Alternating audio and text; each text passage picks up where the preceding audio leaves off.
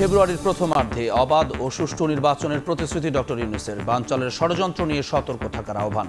আইনশৃঙ্খলা পরিস্থিতি নিয়ে উদ্বেগ ৭ দলের। চাঁদাবাজির অভয়ারণ্য যেন উত্তরা। সীমানা নির্ধারণ করে তোলা হয় চাঁদা। দলীয় পরিচয়ে জড়িতদের বিরুদ্ধে সাংগঠনিক পদক্ষেপ। পুলিশের জিরো টলারেন্সেও টানা যাচ্ছে না লাগাম। কি করবো, এখন বিলি কাজ নেই, কৃষি কাজ করে বিলি তো কাজ নাই। ২৭ বিলিয়ন মানুষ মরিয়ে যাচ্ছি না আমরা। ৪ দশক ধরে জলাবদ্ধতার সঙ্গে লড়ছেন যশোরের ভবদহের লাখ লাখ মানুষ। পাম্পে পানি সরিয়েও আর চাষাবাদ উপযোগী করা যাচ্ছে না জমি। সরকারের একের পর এক প্রকল্পেও মেলেনি সমাধান। অসাধু ব্যবসায়ীদের দৌরাত্মে হুমকিতে দেশের প্রসাধনী শিল্প। বিদেশ থেকে চোরাই পথে আসা পণ্যে সয়লাব বাজার। রাজস্ব হারাচ্ছে সরকার। ব্যাগেজ নীতিমালা কঠোর করার তাগিদ।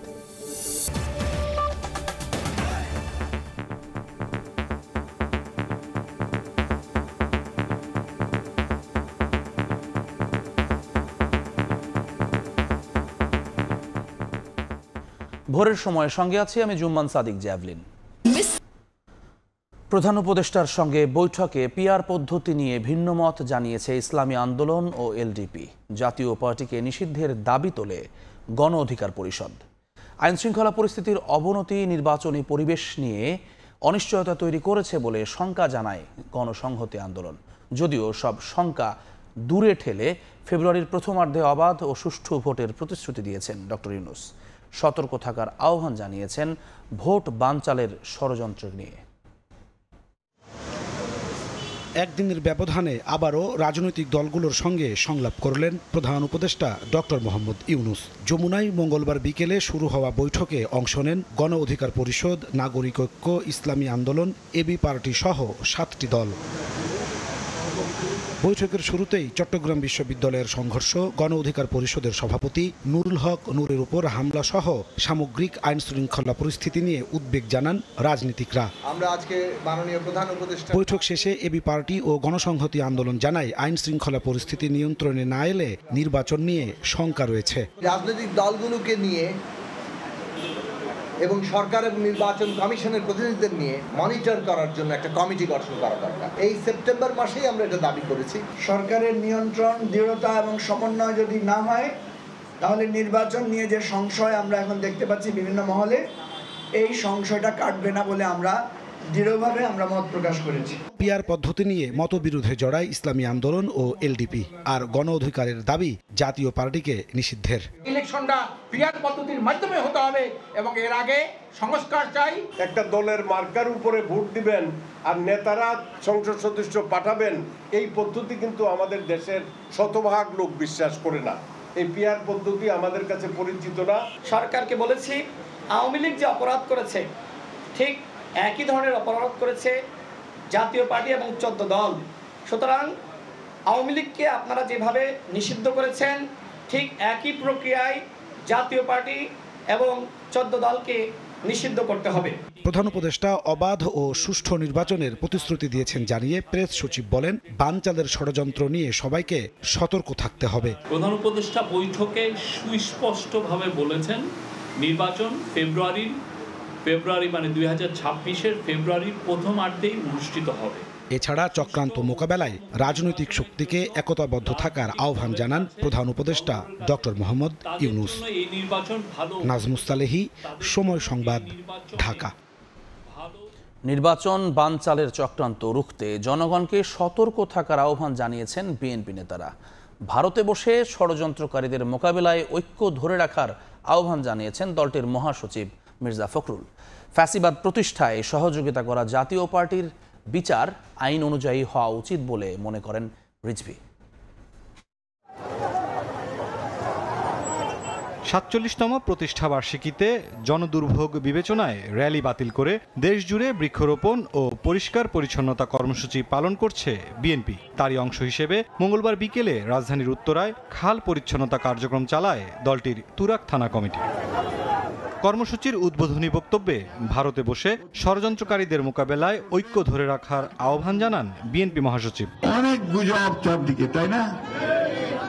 গুজবে কান দেবেন না, কারণ গুজবই আমাদের মধ্যে বিভ্রান্তি সৃষ্টি করার জন্য আওয়ামী লীগ ওই ভারতবর্ষ থেকে সোশ্যাল মিডিয়ার মাধ্যমে সমানে গুজব ছড়াচ্ছে। আমাদের মধ্যে কোনো বিভেদ নাই, আমাদের মধ্যে ঐক্য, সে ঐক্য নিয়ে আমরা জয় করবো ইনশাআল্লাহ।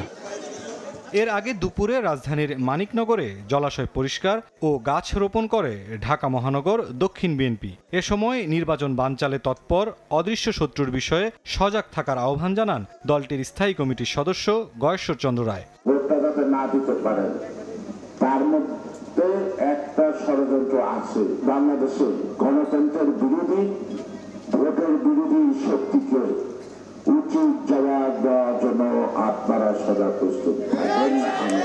এদিন সকালে জাতীয় প্রেস ক্লাবে বিএনপির ভারপ্রাপ্ত চেয়ারম্যান তারেক রহমানের কারামুক্তি দিবস উপলক্ষে এক আলোচনায় যোগ দেন দলের সিনিয়র যুগ্ম মহাসচিব রুহুল কবির রিজভী। জাতীয় পার্টি ইস্যুতে তিনি বলেন, ফ্যাসিবাদের অনুসারীদের নিরাপত্তার দায়িত্ব বিএনপির নেয়ার প্রশ্নই ওঠে না। জাতীয় পার্টির দায় নিতে হবে বিএনপিকে। ভাই, বিএনপি তো রাষ্ট্র ক্ষমতায় নেই, এখনো তো অবাধ সুষ্ঠু নির্বাচন হয়নি। যারা ফ্যাসিবাদকে সমর্থন দিয়ে তাদের বয়ানের সাথে গলায় সুর মিলিয়ে যারা কাজ করেছে, তাদের তো বন্ধুরা আমার আইনের আওতায় অবশ্যই তাদের বিচার জনগণ দেখতে চায়। এ সময় ডাকসুর সাবেক ভিপির ওপর হামলা ন্যাক্কারজনক বলেও মন্তব্য করেন রিজভী। মুরসালিন হক জুনায়েদ, সময় সংবাদ, ঢাকা। জুলাই সনদের আইনি ভিত্তি ছাড়া জনগণ নির্বাচন মানবে না বলে হুঁশিয়ারি দিয়েছেন জামায়াতের নায়েবে আমির অধ্যাপক মুজিবুর রহমান। মঙ্গলবার বিকেলে ঢাকা মেডিকেল কলেজ হাসপাতালে চিকিৎসাধীন গণ অধিকার পরিষদের সভাপতি নুরুল হক নূরকে দেখার পর এ হুঁশিয়ারি দেন তিনি। জাতির এই ক্রান্তি লগ্নে অবশ্যই আমাদের দাবিগুলো পূরণ হওয়া দরকার। তা না হলে আগামীতে নির্বাচন সুন্দর হবে বলে মনে হয় না, জাতি এরকম নির্বাচনকে গ্রহণ করবে বলে মনে হয় না। যারাই এভাবে ব্রুটালি, মার্সিলেসলি যেভাবে আহত করা হয়েছে, এটা নিন্দা করার ভাষা আমাদের জানা নেই। তবে আমরা আশা করব যে এই ঘটনার তদন্ত হয়ে দোষী ব্যক্তিদেরকে শাস্তি দেওয়া দরকার, বিচারের আওতায় আনা দরকার। শেখ হাসিনা ও আসাদুজ্জামান খান কামালের নির্দেশেই জুলাই আগস্টে গণহত্যা হয়। ট্রাইব্যুনালে দেয়া জবানবন্দিতে এ কথা বলেছেন রাজসাক্ষী সাবেক আইজিপি চৌধুরী আবদুল্লাহ আল মামুন। পুলিশ প্রধানের দায়িত্বে থাকাকালে নির্বিচারে মানুষ হত্যার জন্য নিহত আহতের পরিবার ও দেশবাসী এবং ট্রাইব্যুনালের কাছে ক্ষমা চান তিনি। চিফ প্রসিকিউটর বলেন, মামুনকে ক্ষমা করা হবে কিনা সে সিদ্ধান্ত আদালতের। আসামি থেকে রাজসাক্ষী সাবেক আইজিপি চৌধুরী আবদুল আল মামুন অবশেষে আসামির কাঠগড়া থেকে বেরিয়ে সাক্ষীর কাঠগড়ায় দাঁড়ালেন। মঙ্গলবার সকাল 11:50 সাক্ষ্য দেওয়া শুরু করেন জুলাই আন্দোলনের সময় পুলিশ প্রধানের দায়িত্বে থাকা মামুন। জবানবন্দিতে 2018 সালের নির্বাচনী অনিয়ম, গুম খুন, পুলিশে গোপালগঞ্জের সিন্ডিকেট সহ নানা বিষয় তুলে ধরেন। জুলাই আগস্টের হত্যাযজ্ঞ নিয়ে সাবেক আইজিপি ট্রাইব্যুনালে বলেন, আন্দোলন দমনে মারণাস্ত্র ব্যবহার, হেলিকপ্টার থেকে গুলি ও ব্লক রেডের সিদ্ধান্ত হয় রাজনৈতিকভাবে। জানান, লেথাল উইপন ব্যবহারের নির্দেশনা এসেছিল শেখ হাসিনার কাছ থেকে। আর সাবেক ডিএমপি কমিশনার হাবিবুর রহমান হাবিব, ডিবির হারুন ছিলেন মারণাস্ত্র ব্যবহারে অতি উৎসাহী। নিজের দায় স্বীকার করে মামুন জবানবন্দিতে বলেন, শেখ হাসিনা, আসাদুজ্জামান খান কামালের নির্দেশে জুলাই আগস্টে গণহত্যা হয়। চিফ প্রসিকিউটর বলছেন, মামুনের সাক্ষ্য পৃথিবীর কোনো আদালত উড়িয়ে দিতে পারবে না। যে বক্তব্যটা তিনি আদালতে দিয়েছেন সেটাকে রিফিউট করার কোনো ধরনের মেকানিজম কারো কাছে নেই। এটি একটি অকাট্য, অপ্রতিরোধ্য সাক্ষ্য, যার মাধ্যমে জুলাই আগস্ট শুধু নয়, গত 15-16 বছর ধরে বাংলাদেশে গুম খুন সহ যে সমস্ত মানবতা বিরোধী অপরাধ করা হয়েছে তার বিরুদ্ধে একটা অকাট্য দলিল তিনি আজকে উপস্থাপন করেছেন আদালতে।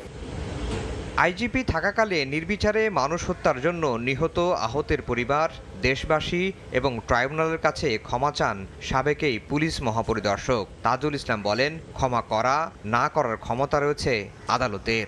তিনি নিজের বিবেকের তাড়নায় অপরাধ স্বীকার করেছেন, নিজের পক্ষ থেকেই আবেদন করেছিলেন অ্যাপ্রুভার হওয়ার।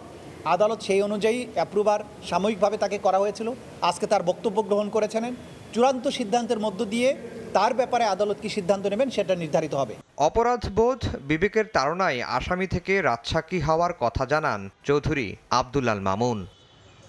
আফজাল হোসেন, সময় সংবাদ, ঢাকা। এদিকে আইন উপদেষ্টা অধ্যাপক আসিফ নজরুল বলেছেন, জুলাই আগস্টের হত্যাযজ্ঞের বিচারকে সর্বোচ্চ গুরুত্ব দিচ্ছে সরকার। বিচারের গতিও সন্তোষজনক বলে মনে করেন তিনি।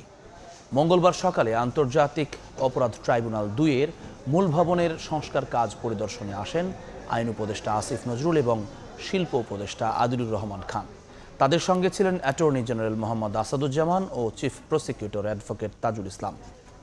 পরে আইন উপদেষ্টা জানান, গুমসহ অন্যান্য মানবতাবিরোধী অপরাধের মামলার বিচার ত্বরান্বিত করতে প্রয়োজনে আরও একটি ট্রাইব্যুনাল প্রতিষ্ঠা করা হবে।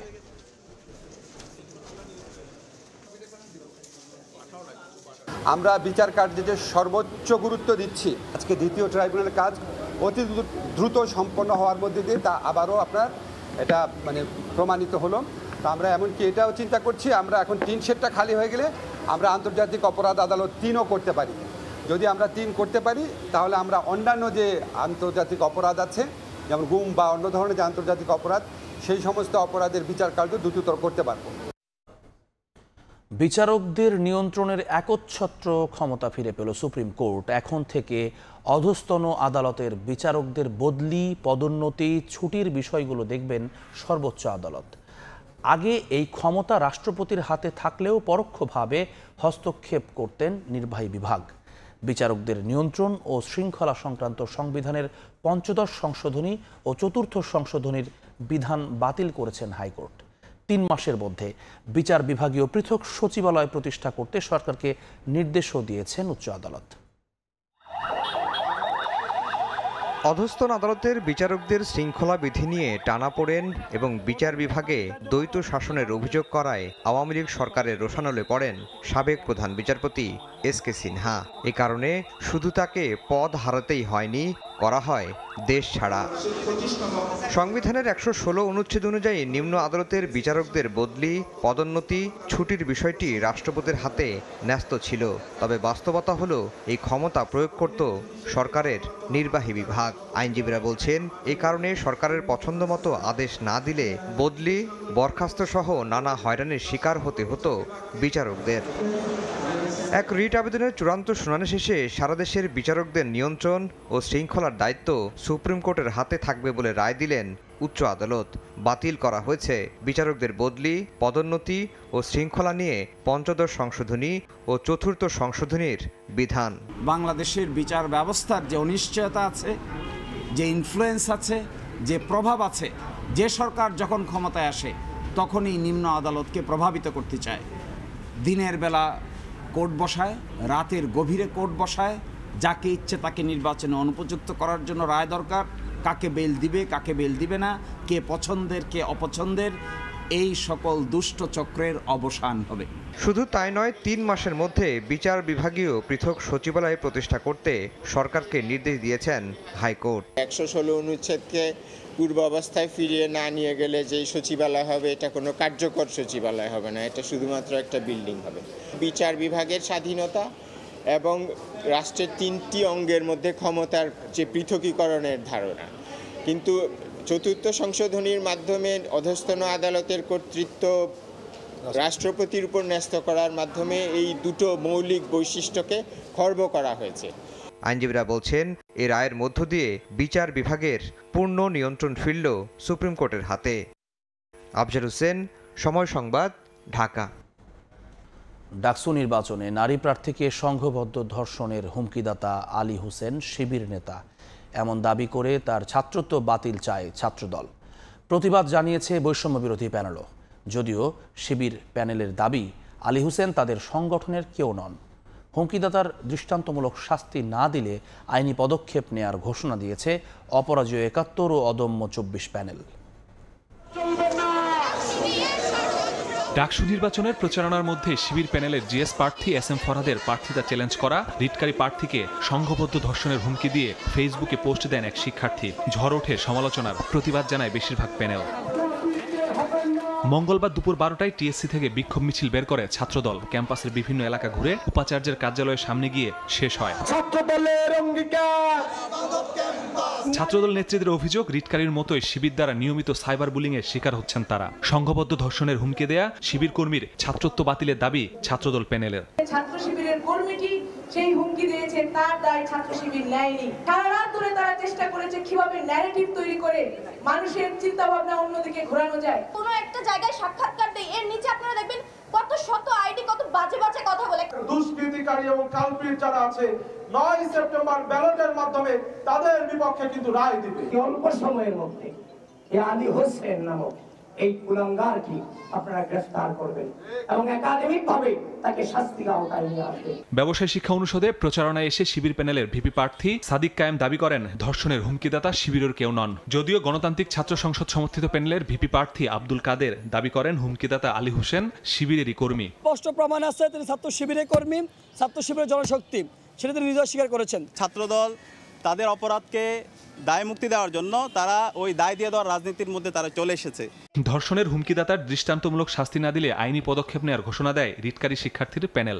যদি তারা কোনো আইনি ব্যবস্থা গ্রহণ না করেন, যদি তারা আমাদেরকে হতাশ করেন, তাহলে আমরা আইনি ব্যবস্থা গ্রহণ করতে বাধ্য হব। ডাকসু নির্বাচন কমিশন জানিয়েছে, অসৌজন্যমূলক মন্তব্যের ঘটনা তদন্তে 2টি কমিটি করা হয়েছে। পাশাপাশি দেয়া হয়েছে বহিরাগতদের হল ছাড়ার নির্দেশ। আজ থেকে হলে কোনো বহিরাগত অথবা কোনো অতিথি যাতে না থাকে এই বিষয়ে হল প্রশাসন প্রয়োজনীয় ব্যবস্থা নেবেন। প্রক্টোরিয়াল অফিস থেকে তদন্ত কমিটি হয়ে গেছে অলরেডি, তার বিষয়ে এসএমটিতে হয়তো সিদ্ধান্ত আপনারা জানতে পারবেন। প্রার্থীদের সাইবার বুলিং বন্ধে বিটিআরসি ও ডিএমপিকে ব্যবস্থা নিতে অনুরোধ করেছে কমিশন। মাসুদুর রহমান, সময় সংবাদ, ঢাকা। এদিকে রাকসু নির্বাচনে মনোনয়নপত্র বিতরণের সময় আরও একদিন বাড়ানো হয়েছে। পাশাপাশি প্রথম বর্ষের শিক্ষার্থীদের ভোটার তালিকায় অন্তর্ভুক্ত করেছে প্রশাসন। চলছে জমা দেওয়ার কার্যক্রম। অন্যদিকে প্রচারণায় ব্যস্ত জাকসু নির্বাচনের প্রার্থীরা। মনোনয়নপত্র তুলতে প্রার্থীদের ব্যস্ততা, চলছে জমা দেওয়ার কাজও। শিক্ষার্থীদের দাবির প্রেক্ষিতে রাকসু নির্বাচনের মনোনয়নপত্র বিতরণের সময়সীমা মঙ্গলবার পর্যন্ত বাড়ায় প্রশাসন। তবে শেষ মুহূর্তে আরও একদিন এই সময়সীমা বাড়ালো কর্তৃপক্ষ। একই সঙ্গে সোমবার থেকে চলছে জমা নেয়ার কার্যক্রম। মনোনয়নপত্র বিতরণ 3/9/2025 তারিখ পর্যন্ত বর্ধিত করা হয়েছে। এদিকে 2024-25 শিক্ষাবর্ষের শিক্ষার্থীরা নির্বাচনে অংশ নিতে পারবেন বলে সিদ্ধান্ত নিয়েছে বিশ্ববিদ্যালয় প্রশাসন। এরই মধ্যে তাদের ভোটার তালিকা প্রস্তুত করা হয়েছে। নির্বাচনী প্রচারণা জমে উঠেছে জাহাঙ্গীরনগর বিশ্ববিদ্যালয়ে। সকালে মুরাদ চত্বরে প্রচারণা চালান শিবির সমর্থিত প্রার্থীরা। 4টি ভাগে ভাগ হয়ে প্রচারণায় অংশ নেন ছাত্রদল সমর্থিত প্রার্থীরাও। আমরা চাই নেতারা এখন যেরকম হচ্ছে সবার কাছে কাছে যাচ্ছে, সবার ডাউন টু আর্থ হয়ে সবার কাছে পৌঁছাচ্ছে, তো নির্বাচনে জেতার পরে যেন তারা ছাত্রদের সাথে কানেক্টেড থাকে। বিভিন্ন পরামর্শ দিচ্ছেন এবং তাদের পরামর্শগুলো নিয়েই আমরা সামনে এগিয়ে যাওয়ার চেষ্টা করছি। ডাকসুর যে প্রচারণা সেগুলো কঠিন করে রেখেছে। এদিকে ডাকসু নির্বাচনের নারী প্রার্থীকে হুমকির প্রতিবাদে রাজশাহী বিশ্ববিদ্যালয় ও জাহাঙ্গীরনগর বিশ্ববিদ্যালয়ে মানববন্ধন করেছে ছাত্রদল। আহসানুল করিম, সময় সংবাদ। অবরোধ তুলে নিলেন ময়মনসিংহে বাংলাদেশ কৃষি বিশ্ববিদ্যালয়ের শিক্ষার্থীরা। এতে 6 ঘন্টা পর ঢাকা ময়মনসিংহ রুটে আবারও রেল চলাচল স্বাভাবিক হয়েছে। এদিকে বিশ্ববিদ্যালয়ের সিন্ডিকেট সভায় হল ছাড়ার নির্দেশনা প্রত্যাহার ও আগামী 7 দিনের মধ্যে বিশ্ববিদ্যালয় খুলে দেওয়ার সিদ্ধান্ত হয়। একক কম্বাইন্ড ডিগ্রির বিষয়ে বুধবার ফের আলোচনা হবে বলেও সিন্ডিকেট সভা শেষে জানানো হয়েছে। এদিকে চট্টগ্রাম বিশ্ববিদ্যালয়ে হামলার ঘটনায় মামলা করেছে বিশ্ববিদ্যালয় প্রশাসন। তবে শিক্ষা প্রতিষ্ঠানগুলোতে অস্থিরতা কমানোর আশ্বাস দিয়েছেন শিক্ষা উপদেষ্টা। বাংলাদেশ কৃষি বিশ্ববিদ্যালয় প্রশাসনের আলোচনার প্রস্তাবে সাড়া দিয়ে 6 ঘন্টা পর রেলপথ অবরোধ তুলে নিয়েছেন ময়মনসিংহে আন্দোলনরত শিক্ষার্থীরা। এতে বিভিন্ন স্টেশনে আটকে পড়া ট্রেন ছেড়ে যায় গন্তব্যে। এর আগে 6 দফা দাবিতে চলমান আন্দোলনে অনির্দিষ্টকালের জন্য ব্যাংক, কোষাধ্যক্ষের কার্যালয় ও রেলপথ অবরোধের ঘোষণা দিয়ে বিক্ষোভ করেন শিক্ষার্থীরা। মঙ্গলবার সকাল 11টা থেকে শহরের জব্বারের মোড়ে অবস্থান নিয়ে শিক্ষার্থীরা রেলপথ অবরোধ করায় বন্ধ হয়ে যায় ঢাকা ময়মনসিংহ রুটে ট্রেন চলাচল। সেখান থেকে দুপুর 1টার দিকে তারা বিক্ষোভ মিছিল নিয়ে কোষাধ্যক্ষের কার্যালয়ে গিয়ে কর্মকর্তাদের বের করে দেয়। একই সময়ে পূবালী ব্যাংকের বিশ্ববিদ্যালয় শাখায় তালা দেয়া হয়। পরে জনস্বার্থে পূবালী ব্যাংকের বিশ্ববিদ্যালয় শাখা খুলে দেয়া হয়। তবে এখন পর্যন্ত তালাবদ্ধ অবস্থায় রয়েছে কোষাধ্যক্ষের কার্যালয়। আমরা আসলে আন্দোলনটা দীর্ঘায়িত করতে চাচ্ছি না, একটা সুষ্ঠু সমাধানের দিকে নিয়ে যেতে চাচ্ছি। সেজন্য আমরা নিঃশর্তভাবে ওনাদের সাথে আলোচনায় বসতে আমরা রাজি হয়েছি। আমাদের প্রশাসন এই যে সুষ্ঠু সমাধানের দিকে একটু এগিয়ে যাবে, যদি না যায় আমরা আমাদের কর্মসূচি আমরা পুনরায় আবার চালু করব। এদিকে বিশ্ববিদ্যালয় প্রশাসনের পদত্যাগের দাবিতে দুপুর 12টায় বিক্ষোভ ও অবস্থান কর্মসূচি পালন করে চট্টগ্রাম বিশ্ববিদ্যালয়ের শাখা ছাত্রদল। এর আগে শিক্ষার্থীদের ওপর হামলার ঘটনায় প্রক্টর ও নিরাপত্তা প্রধান বাদী হয়ে 98 জনের নাম উল্লেখ করে আরও 1000 অজ্ঞাত আসামির বিরুদ্ধে হাটহাজারী থানায় মামলা করেন বলে নিশ্চিত করেছেন রেজিস্ট্রার অধ্যাপক ডক্টর সাইফুল ইসলাম। ছাত্রছাত্রীদের উপরে হামলা করেছে এজন্য একটি মামলা। সেই মামলাতে আসামির সংখ্যা নাম জানা 98 জন আর নাম অজানা 800 থেকে 1000। ক্যাম্পাসে মঙ্গলবার রাত 12টা পর্যন্ত 144 ধারা জারি থাকবে। পরিস্থিতি স্বাভাবিক না হওয়া পর্যন্ত বিশ্ববিদ্যালয়ে থাকবে যৌথ বাহিনী। এদিকে আগামী 4 সেপ্টেম্বর পর্যন্ত স্থগিত করা হয়েছে সব পরীক্ষা কার্যক্রম। তবে কোনো বিভাগের পরীক্ষায় যদি শতভাগ উপস্থিতি দেখা যায় তাহলে সেই বিভাগের পরীক্ষা চলমান থাকার সিদ্ধান্ত দিয়েছে কর্তৃপক্ষ। পাশাপাশি নিরাপত্তা নিশ্চিত করতে 9 দফা সিদ্ধান্ত নিয়েছে বিশ্ববিদ্যালয় প্রশাসন। এদিকে গত 31 আগস্ট সংঘর্ষের সময় বিশ্ববিদ্যালয়ের নিরাপত্তা দফতর থেকে চুরি হওয়া অস্ত্র আগামী 48 ঘণ্টার মধ্যে ফেরত না দিলে কঠোর আইনানুগ ব্যবস্থা গ্রহণের হুঁশিয়ারি বিশ্ববিদ্যালয় কর্তৃপক্ষের।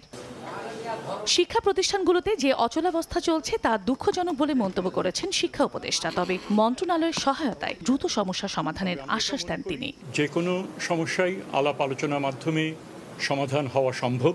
আমরা আশা করি দ্রুতই এই সমাধান এখানে হবে। উপদেষ্টা আরও বলেন, দেশের বিভিন্ন বিশ্ববিদ্যালয়ে অনাকাঙ্ক্ষিত ঘটনার কারণে ব্যাহত হচ্ছে শিক্ষা ব্যবস্থা। তবে আলোচনার মাধ্যমে সবকিছু সমাধান হবে বলে মনে করেন তিনি। সর্বপার্টি গ্রাহ্য একটা সিদ্ধান্ত। চন্দ্র বিশ্বাস, ববি, সময় সংবাদ। যশোরে 4র্থ শ্রেণীর এক শিক্ষার্থীকে ধর্ষণের অভিযোগ উঠেছে। অভয়নগর উপজেলার তালতলা এলাকায় এই ঘটনা ঘটে। এ ঘটনায় অভিযুক্ত আব্দুল মান্নান নামে এক ফেরিওয়ালাকে গ্রেফতার করেছে পুলিশ। অপরাধীর দৃষ্টান্তমূলক শাস্তি দাবি করেছে ভুক্তভোগীর পরিবার ও স্থানীয়রা। যশোর প্রতিনিধি জুয়েল মৃধার তথ্য ও ছবি নিয়ে রিপোর্ট।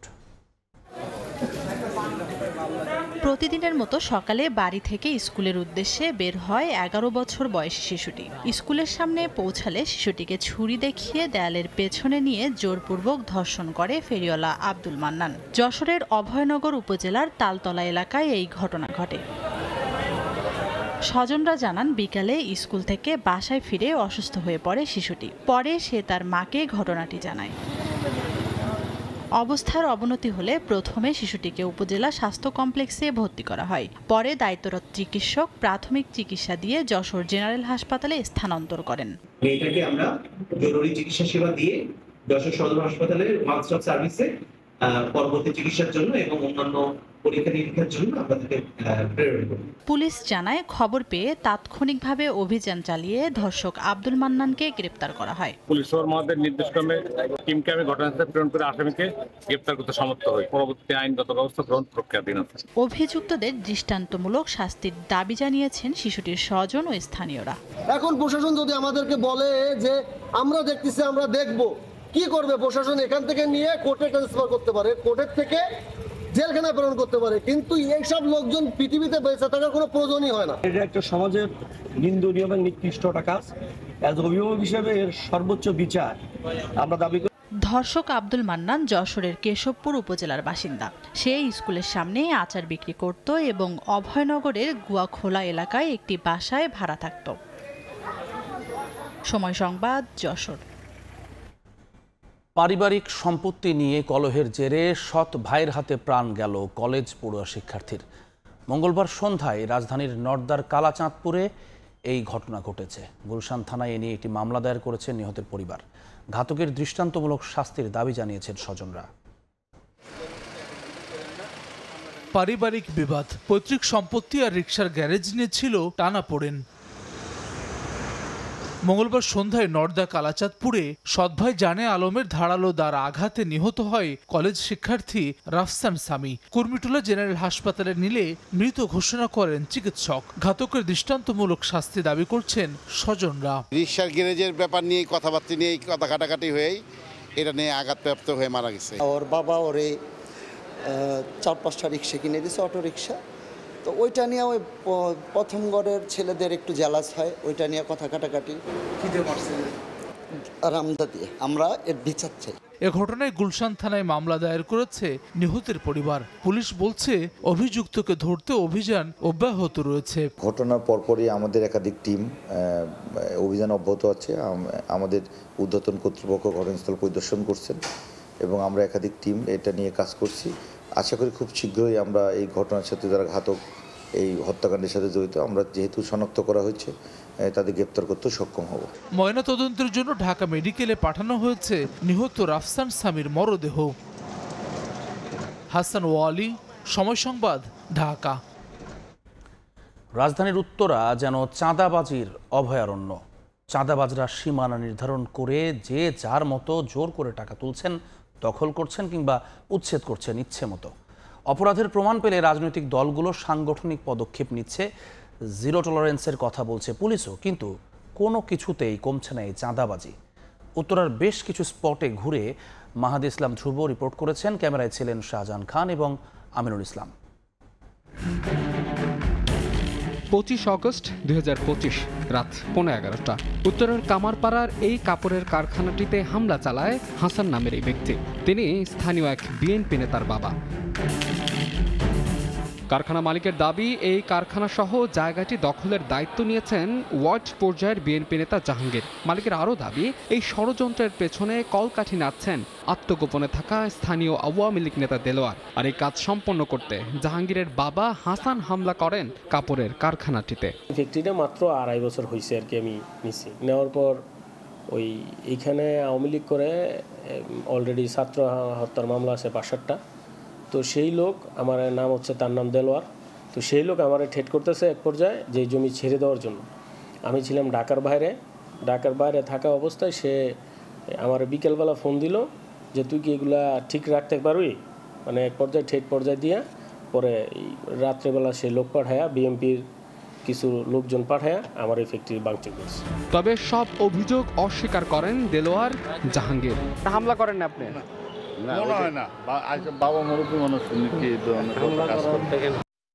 এই কথাটা সম্পূর্ণভাবে মিথ্যা। আমি বিএনপির লোককে লেলিয়ে দিচ্ছি, আমি কেন হামলা করবো গিয়া, আমার দরকার থাকে। এবার নজর দেওয়া যাক সুইস গেটের এই ফলের আড়তের দিকে। গত বছরের 5 অগস্টের পর উত্তরা 10 নম্বর সেক্টরের এই ফলের আড়তটি কয়েক দফায় দখলের চেষ্টা করেছে মিলন, মামুন সহ বেশ কয়েকজন, এবং এই ঘটনার পর তাদেরকে গ্রেফতার করা হয়। তবে এত কিছুর পরেও জেলখানা থেকে বেরিয়ে তিনি আবার এই ফলের আড়তটি দখলের জন্য বারবার চেষ্টা চালিয়ে যাচ্ছেন। আড়ত মালিকের দাবি, প্রথমে চাঁদা আদায়, পরে পুরো আড়তটি দখলে নেওয়ার পায়তারা করেন মিলন। এই ঘটনায় মিলনকে দল থেকে বহিষ্কার করে যুবদল। আড়ত মালিকের দায়ের করা মামলায় গ্রেফতারও হন মিলন। তবে জেল থেকে মুক্ত হয়ে আবারও আড়তটি দখলের পায়তারা করছেন মিলন। এখনো কি আবার দখলের চেষ্টা করছেন? এখন লোক আছে, মানে দখলের চেষ্টা করতেছে। সরকার পতনের পরেই একদল সন্ত্রাসী বাহিনী এসে আমার হাজবেন্ডের কাছে, এখানে যারা ম্যানেজার বা পরিচালনা কমিটি ছিল, তাদের কাছ থেকে 20 লাখ টাকা দাবি করে। এদের পিছনে স্থানীয় দেশি এবং বিদেশি বড় কোনো চক্র এদের সাথে কাজ করতেছে। আমি যদি আজকে মনে করেন আমি ওদের নাম প্রকাশ করে আমি এখান দিয়ে যেতে পারবো, আমার বিশ্বাস নাই। সব অভিযোগ অস্বীকার করে মিলনের দাবি, রাজনৈতিক প্রতিহিংসার শিকার তিনি।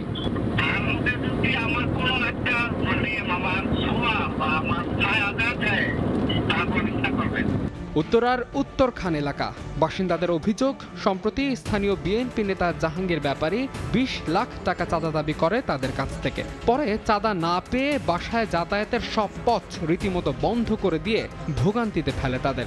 এখনো চলছে সেই দশা। আমাদের কাছে চাঁদা দাবি করে, চাঁদা দিতে না পারাতে আমাদের এই যে দাওয়াল করে আমাদের আটকায় দিছে। আপনি 20 লাখ টাকা দিবেন, আর কোনো রাস্তা হইব না। আমি কইছি ভাই আমি গরিব মানুষ, আমি 20 লাখ টাকা আপনারে কই থেকে দিব। এসব বিষয় জানতে একাধিকবার কল করা হলেও সাড়া মেলেনি জাহাঙ্গীরের। চাঁদাবাজদের বিরুদ্ধে কঠোর অবস্থানের কথা জানিয়ে পুলিশ বলছে, অপরাধের সত্যতা পেলে ব্যবস্থা নেবেন তারা। চাঁদাবাজির বিরুদ্ধে যদি আমরা সুস্পষ্ট কোনো অভিযোগ পাই তাহলে অবশ্যই কঠোর ব্যবস্থা গ্রহণ করব। আমাদের কাছে অপরাধীদের কোনো রাজনৈতিক পরিচয় মুখ্য বিষয় না, যে চাঁদাবাজি করবে বা যে কোনো অপরাধের সাথে জড়িত থাকবে তাদের বিরুদ্ধে আইনানুগ ব্যবস্থা আমরা গ্রহণ করব। এই দশা কেবল উত্তরা নয়, রাজধানীর বেশিরভাগ এলাকায় দখল এবং চাঁদাবাজি চলছে দেদারসে। উত্তরখান, দক্ষিণখান, তুরাগ সহ আশেপাশের বেশ কিছু এলাকা নিয়েই বৃহত্তর উত্তরা। এই উত্তরায় চাঁদাবাজ এবং দখলবাজরা নিজেদের মতো সীমানা নির্ধারণ করে চালাচ্ছেন দখলদারিত্ব, চাঁদাবাজি, এমনকি মাদক ব্যবসা। যারা দলীয় পরিচয়ে এসব অপকর্ম করছেন তাদেরকে দল থেকে বহিষ্কার করা হচ্ছে এবং আইন শৃঙ্খলা রক্ষাকারী বাহিনীর কাছে তারা গ্রেফতারও হচ্ছেন। তবুও কোনো এক অদৃশ্য কারণে তাদের লাগাম টানা সম্ভব হচ্ছে না। মাহাদ ইসলাম ধ্রুব, সময় সংবাদ, ঢাকা।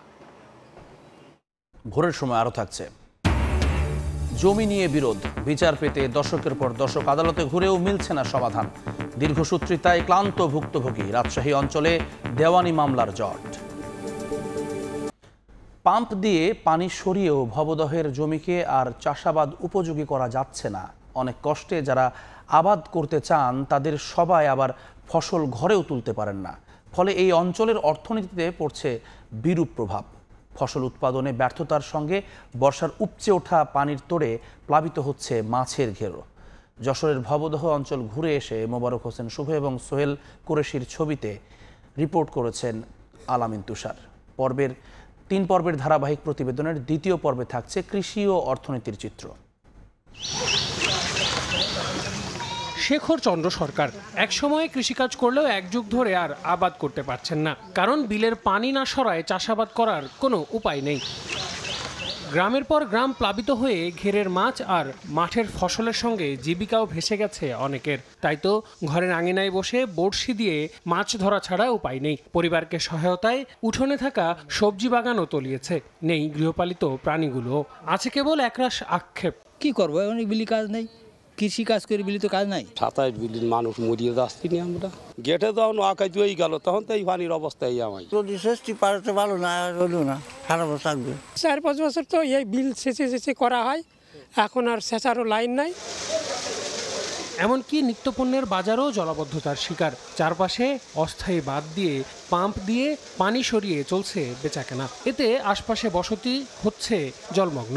প্রায় 4 দশক ধরে বছর জুড়ে এভাবেই পানির সঙ্গে লড়ছেন ভবদহের প্রায় 5 লাখ মানুষ। গত বছর তো লাগলো, তো এবার আমার ছেলে আর মাছ দিইনি। বাদ দিয়ে আমরা বাজারটাকে কোনো কাদা শুকনা রাখছি।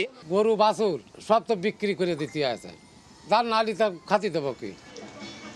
ভবদহের হাজার হাজার বাসিন্দাকে নিজের ভিটে বাড়ি পৌঁছতে এমনই সাঁকো ব্যবহার করতে হচ্ছে। একসময়ে ইটের ছোলিং দেয়া থাকলেও সেই ইটের ছোলিং দীর্ঘ জলাবদ্ধতায় ধীরে ধীরে ক্ষয়ে যাচ্ছে। আর যাতে দীর্ঘ এই ভোগান্তি তাদের যেন শেষই হচ্ছে না। এজন্যে পানি নিষ্কাশনের একমাত্র পথ ভবদহের জলকপাটের আশপাশের বড় বড় মাছের ঘেরের ব্যবসায়ীদের দায় দিচ্ছেন ছোট ছোট ব্যবসায়ীরা। কিছু কিছু প্রভাবশালী লোক আছে, তাদের কিছু ছেলাবেলা আছে, তারা এই দিক থেকে ক্লোজ করে নিয়ে যেয়ে তারাই সব বুকজাত করে। বড় করে পানি দিয়ে যখন আমাদের আর বেরোনে কোন লাইনে গড়ে প্লাবিত হয়ে গেছে। ধান চাষ হবে, মাছও চাষ হবে। অবৈধ মাছের ঘের ও নদী ভরাটে প্রাকৃতিক পানি প্রবাহ রুদ্ধ। গেল 20 বছরে নদীর প্রস্থ কমে এসেছে উল্লেখ করে প্রশাসন বলছে ঘের ব্যবসাকে একটি নির্দিষ্ট নীতিমালার মধ্যে আনার কাজ শুরু হয়েছে। মূল সমস্যাটা হলো আমাদের নদীগুলোতে নাব্যতা হারিয়ে গেছে। সরকার কিন্তু পদক্ষেপ নিয়েছে বিভিন্ন কারণে, সেটা কিন্তু আমাদের এটা সঠিকভাবে বাস্তবায়ন করা সম্ভব হয়নি। যতটা সুফল ওই প্রকল্পে পাওয়ার কথা ছিল, বাস্তবায়ন না হওয়ার কারণে কিছুটা সুফল তারা কম পেয়েছে। বিভিন্ন রকমের মৎস্য চাষী যারা আছে, যারা এই এগুলোকে মাছের ঘেরের পরিণত করেছে। বর্তমানে মৎস্যের নীতিমালা যেটা আছে এটাকে রাখতেছি, সামগ্রিক বিষয় নিয়েই কাজ করতেছি এখন। যদিও দীর্ঘদিন ধরে সমস্যা সমাধানের আশ্বাস মিললেও তা এখন ভুক্তভোগীদের কাছে পরিণত হয়েছে চরম অবিশ্বাসে। খনন না করলে পলি আনার ক্ষমতা নদীর নেই। রাজনীতি এবং ঘের ব্যবসায়ীরা 3 সমন্বয় এক হয়ে যাওয়াতে টিআরএম বন্ধ হয়ে গেছে। যারা সুবিধাবাদী তারা এই সুবিধাগুলো লুটে যাচ্ছে, ফাঁকে পড়ে সাধারণ মানুষ যারা তারা এই সুবিধাগুলো থেকে বঞ্চিত হচ্ছে। ভবদহের জলাবদ্ধতা নিরসনে 1996 থেকে 2014 পর্যন্ত 665 কোটি টাকার 5টি প্রকল্পের কাজ হলেও মেলেনি কোনো সুফল। এখন সেনাবাহিনীর তত্ত্বাবধানে 2টি প্রকল্প নিয়েছে সরকার। আল আমিন তুষার, সময় সংবাদ, যশোর। অসাধু ব্যবসায়ীদের দৌরাত্মে হুমকির মুখে দেশের প্রসাধনী ও স্কিন কেয়ার খাত।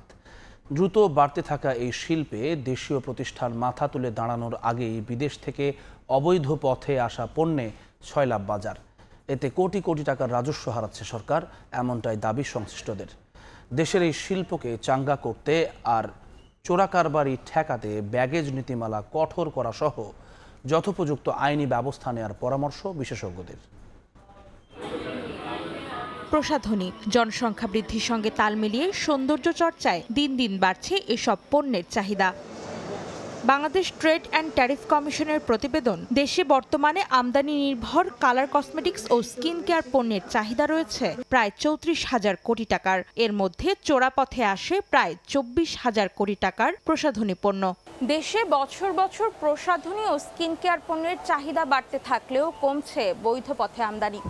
এনবিআরের তথ্য, 2021-22 অর্থ বছরে 627 কোটি টাকার কালার কসমেটিক্স ও স্কিন কেয়ার পণ্যের আমদানির বিপরীতে রাজস্ব আদায় হয়েছে 288 কোটি টাকা, যেখানে গেল বছর 100 কোটি টাকার পণ্যের আমদানির বিপরীতে রাজস্ব আদায় হয়েছে 32 কোটি টাকার কাছাকাছি। রাজধানীর বিভিন্ন বাজারের বিক্রেতাও জানালেন, তাদের কাছে থাকা বিদেশি ব্র্যান্ডের বেশিরভাগ প্রসাধনী এসেছে অবৈধ পথে। মালগুলো হচ্ছে ইন্ডিয়ান বর্ডার, আপনি বেনাপোল আছে, সিলেট আছে, বাবুবাজার আছে, নরসিংদী, ওই জায়গায় দেখা গেছে লোক আছে, ওরা কুরিয়ারের মাধ্যমে আমাদের কাছে পাঠায়। বেশিরভাগই আমাদের লাগেজ পার্টি আছে নিজস্ব। আমদানিকারকরা বলছেন, চলতি বছর এসব পণ্যে 150% পর্যন্ত শুল্ক আরোপের ঘোষণায় নেতিবাচক প্রভাব পড়ছে আমদানিতে। বেড়েছে চোরাকারবারিদের দৌরাত্ম্য, যা বিপাকে ফেলেছে তাদের। জুনের পরে এই পর্যন্ত আর পাউডার, লিপস্টিক, ক্রিম, লোশন এই আইটেমগুলি আর এলসি হচ্ছে না, এগুলি সব ব্ল্যাকের মাধ্যমে আসতেছে। অবৈধ পথে দেশে আসা প্রসাধনী পণ্যের দাপটে যে শুধু আমদানিকারকরা বিপাকে পড়ছেন তা নয়, কোণঠাসা হয়ে পড়েছেন উদীয়মান দেশীয় প্রতিষ্ঠানগুলো। বাংলাদেশে যে বাজারটা আছে খুব ছোট বাজার, সেটা হচ্ছে বেশিরভাগই খুব নিম্নমানের পণ্য দিয়ে ভর্তি করা। প্রচুর পরিমাণে রিসার্চের অভাব, সরকারি সুযোগের অভাব, এই সব কারণগুলির জন্য আসলে আমাদের বাজারটাকে বাংলাদেশে আমরা যেভাবে আসলে লোকাল কোম্পানি দিয়ে যেভাবে বড় করতে চাচ্ছি সেভাবে এখনো বড় হয়ে ওঠেনি। এই অবস্থায় রাজস্ব ফাঁকি দেয়া, চোরাই ব্যবসা বন্ধের পাশাপাশি দেশীয় শিল্পের সুরক্ষায় সরকারি নীতি কৌশল ঢেলে সাজানোর পরামর্শ দিচ্ছেন ব্যবসায়ী নেতারা। ইন্টারন্যাশনাল স্ট্যান্ডার্ডের ব্যাগেজ রুল করা দরকার। এই ব্যাগেজ রুলের নামে বেশি জিনিস আনবো, এটা কিছুতে হতে দেওয়া উচিত না। আমাদের দেশের আইনের দুর্বলতা বেরিয়ে এখান থেকে দেখা যায় এত কঠিন আইন করার পরও আইনটা প্রয়োগ করতে পারে না। যুক্তরাজ্য ভিত্তিক গবেষণা প্রতিষ্ঠান অ্যালাইডের তথ্য, 2020 সালে বাংলাদেশে প্রসাধনীর বাজার ছিল $123 কোটি, যা 2027 সালে পৌঁছাবে $212 কোটি। অন্তরা সেন, সময় সংবাদ, ঢাকা। ব্যবসা প্রতিযোগিতায় সক্ষমতা বাড়াতে পরবর্তী প্রজন্মকে শুধু অনুপ্রেরণা নয়, বরং বাস্তবায়নের রূপরেখাও তুলে ধরতে হবে বলে মনে করেন metropolitan chamber of commerce and industries MCCI।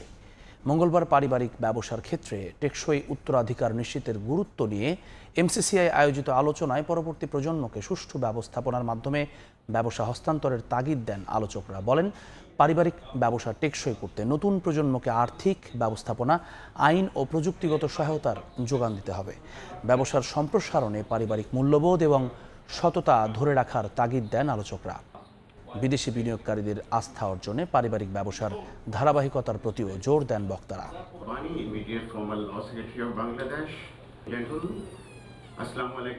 Family firms require solid finances and market presence alongside forward-thinking leadership change, upheld values and a revitalized vision. If you fail to prepare for it, that means you're preparing to fail. So you've got to really plan to prepare for your succession in a proper way. Be transparent. They should know, next generation should know that what it entails, what makes you come in. Thai Aluminium, The better is now the best. রাজধানী সহ সারা দেশে বেড়েছে গরমের তীব্রতা। বাতাসে জলীয় বাষ্পের উপস্থিতি বেশি থাকায় বাইরে বের হলেই ঘামছে শরীর। আবহাওয়া অফিস বলছে সাগরে সৃষ্ট লঘুচাপ ও মৌসুমি বায়ুর প্রভাবেই এমন পরিস্থিতি। তবে শিগগিরই বৃষ্টি হলে কমে আসবে তাপমাত্রা। কয়েকদিন ধরে ঢাকাসহ দেশের বিভিন্ন স্থানে কড়া রোদের দাপট, বাতাসে আর্দ্রতার পরিমাণও বেশি। প্রচণ্ড গরমে নাজেহাল হচ্ছে মানুষ। সেপ্টেম্বরের প্রথম দিনেই দেশের সর্বোচ্চ তাপমাত্রা ছিল 38 ডিগ্রি সেলসিয়াস, ঢাকায় ছিল 37 ডিগ্রি সেলসিয়াস। মঙ্গলবার গরমের দাপট কিছুটা কমলেও অস্বস্তি দূর হয়নি নগরবাসীর। গরমে মানে অসুস্থ, জ্বর হয়ে যায়, বেশি ভাড়া মারা যায় না, ঠিক আছে। বেশি দূরে মানে এই একটা খ্যাপ দিলে পরে 10-15 মিনিট জিরাইতে হয়। এমন অবস্থা মনে হয় যে গলা শুকিয়ে যায়, তারপরে মনে হয় শরীর ক্লান্তি বোধ করে, ভাড়া মারতে পারে না। এই যে সারা শরীর কামাইয়া গেছে। আমি মূলত দেশের বাইরে থাকি, কিন্তু আজকে 2 দিন, এর ভিতরে অসুস্থ হয়ে গেছে আমি প্রায়। আবহাওয়া অফিস বলছে উত্তর পশ্চিম বঙ্গোপসাগরে তৈরি হয়েছে লঘুচাপ, সঙ্গে মৌসুমী বায়ুর সক্রিয়। এর প্রভাবে উপকূল সহ দেশের বেশিরভাগ এলাকায় বৃষ্টিপাত হয়ে কমে আসবে তাপমাত্রা। আগামী 24 ঘন্টা খুলনা, বরিশাল, চট্টগ্রাম এবং সিলেট বিভাগের অধিকাংশ জায়গায় এবং রংপুর, রাজশাহী, ঢাকা, ময়মনসিংহ বিভাগের কিছু কিছু জায়গায় বৃষ্টিপাতের সম্ভাবনা আছে। এর প্রভাবে দেখা যাবে যে উপকূলীয় এলাকায় টেম্পারেচারটা অনেকটাই কমে আসবে। তবে ভারী বৃষ্টির সম্ভাবনা কম বলে জানিয়েছে আবহাওয়া অফিস। স্বপন আহমেদ, সময় সংবাদ, ঢাকা। চাঁপাইনবাবগঞ্জের পদ্মা নদীতে পানি কমার সঙ্গে সঙ্গে দেখা দিয়েছে ব্যাপক ভাঙন। নদী গর্ভে বিলীন হচ্ছে বসতবাড়ি, ফসলি জমি ও বিভিন্ন শিক্ষা প্রতিষ্ঠান। ভাঙনের হুমকিতে ঘরবাড়ি ভেঙে অন্য জায়গায় নিয়ে যাচ্ছেন নদীপাড়ের বাসিন্দারা। ভাঙন ঠেকাতে জরুরি ভিত্তিতে জিও ব্যাগ ফেলা হচ্ছে বলে জানায় পানি উন্নয়ন বোর্ড। ভুক্তভোগীদের সহযোগিতার আশ্বাস স্থানীয় প্রশাসনের। জাহাঙ্গীর আলমের তথ্য ও ছবি নিয়ে রিপোর্ট। পদ্মা নদীতে পানি কমার সঙ্গে সঙ্গে দেখা দিয়েছে ব্যাপক ভাঙন। নদীগর্ভে বিলীন হচ্ছে বসতবাড়ি, ফসলি জমি ও বিভিন্ন শিক্ষা প্রতিষ্ঠান। ভাঙনের হুমকিতে ঘরবাড়ি ভেঙে অন্য জায়গায় নিয়ে যাচ্ছেন নদীপাড়ের বাসিন্দারা। এ চিত্র চাঁপাইনবাবগঞ্জের শিবগঞ্জ ও সদর উপজেলার পদ্মা নদীর তীরবর্তী এলাকা ও চরের 5টি ইউনিয়নের। 2 সপ্তাহ ধরে পানিবন্দী থাকার পর পানি কমতে থাকায় ঘরে ফিরতে শুরু করেছে চর ও পদ্মাপাড়ের বাসিন্দারা। তবে পানি কমলেও নতুন করে ভাঙন আতঙ্কে দিন কাটছে নদী তীরের বাসিন্দাদের। বন্যার পানি কমতে শুরু করেছে, এখন আবার নতুন করে একটা আতঙ্ক দেখা দিয়েছে, নদী ভাঙন রক্ষার জন্য স্থায়ী বাঁধ, এই স্থায়ী বাঁধ দ্রুত আমরা দাবি জানাচ্ছি। বসতি বাড়ি, জমি জামা সব নদীতে বিলীন হয়ে যাচ্ছে। ভাঙন ঠেকাতে জরুরি ভিত্তিতে জিও ব্যাগ ফেলা হচ্ছে বলে জানায় পানি উন্নয়ন বোর্ড। ভুক্তভোগীদের সহযোগিতার আশ্বাস স্থানীয় প্রশাসনের। যে সমস্ত এলাকায় নদী ভাঙনের কারণে মানে খুব বড় বড় স্থাপনা এবং সরকারি স্থাপনা রয়েছে, রাস্তাঘাট রয়েছে, সেই সমস্ত এলাকায় আমরা তাৎক্ষণিকভাবে জিও ব্যাগ এবং জিও টিউব দাখিল করছি। পার্মানেন্ট প্রোটেকশনের জন্য আমাদের একটা প্রজেক্ট জমা দেওয়া আছে। আমরা অতি দ্রুত ভাঙন কবলিত পরিবারের জন্য সাহায্য পেয়ে যাব। এছাড়া সেখানে পশু খাদ্যের দরকার এবং শিশু খাদ্যের দরকার, এই দুটো বিষয়ই আমরা মন্ত্রণালয়ে পাঠিয়েছি। গত 2 সপ্তাহ আগে পানিতে তলিয়ে যায় জেলার 5 ইউনিয়নের প্রায় 11,000 পরিবার ও 2,000 হেক্টর ফসলি জমি। সময় সংবাদ, চাঁপাইনবাবগঞ্জ। রাজশাহী বিভাগের সবকটি জেলায় জমি সংক্রান্ত প্রায় প্রতিটি দেওয়ানি মামলা চলছে 2 থেকে 3 দশকেরও বেশি সময় ধরে। বছরের পর বছর ধরে মামলা চালাতে গিয়ে অনেক বিচারপ্রার্থী হয়েছে নিঃস্ব। রাষ্ট্রপক্ষের কৌশলীরাও জানান, বিচারক স্বল্পতা ও অবকাঠামো উন্নয়ন সহ আইনি কয়েকটি ধাপ পেরিয়ে জমি সংক্রান্ত মামলার বিচার কাজ শুরু হওয়ায় বাড়ছে মামলার জট। এতে ভোগান্তিতে পড়ছেন বিচারপ্রার্থীরাও। বিস্তারিত সাইফুর রহমান রকির রিপোর্টে। 5 বিঘা জমি নিয়ে বিরোধের জেরে রাজশাহীর বাগমারা মধুপুর গ্রামের আজিমুদ্দিন মাস্টার 27 বছর আগে আদালতে মামলা করেন। 3 বছর আগে তিনি মারা যাওয়ায় তার ছেলে ফজলুর রহমান ঘুরছেন আদালতের বারান্দায়। বাদী বিবাদী ও সাক্ষীদের অনেকেই মারা যাওয়ায় এখনও নিষ্পত্তি হয়নি মামলাটি। রাজশাহীর বিভিন্ন আদালতে চলমান 1 লাখেরও বেশি জমি সংক্রান্ত দেওয়ানি মামলার দীর্ঘসূত্রিতার কারণে চরম ভোগান্তিতে বিচারপ্রার্থীরা। এদিকে একই অবস্থা নওগাঁর মান্দা উপজেলার বাসিন্দা রঞ্জিত মণ্ডলেরও। 1 বিঘা জমি প্রতিবেশীরা দখল করে নেয় 27 বছর ধরে আদালতে মামলা চালাতে গিয়ে সর্বশান্ত তিনি। মামলা নিষ্পত্তি না হওয়ায় আলিমুদ্দিনও ঘুরছেন 2 দশকেরও বেশি সময় ধরে। এছাড়া বগুড়া ও নাটোরে প্রতিদিনই আদালত চত্বরে ঘুরে ঘুরে ক্লান্ত বিচার প্রার্থীরা। এই মামলা করছে আমার বাবা মারা গেছে, আমার ছোট ভাই করতো, আমার ছোট ভাই মরে গেছে, আমার চাচাতো ভাই করতো, চাচাতো ভাই মরে গেছে। আমি 22 সাল থেকে এসে এই মামলার ভিতরে জড়িত হয়েছি।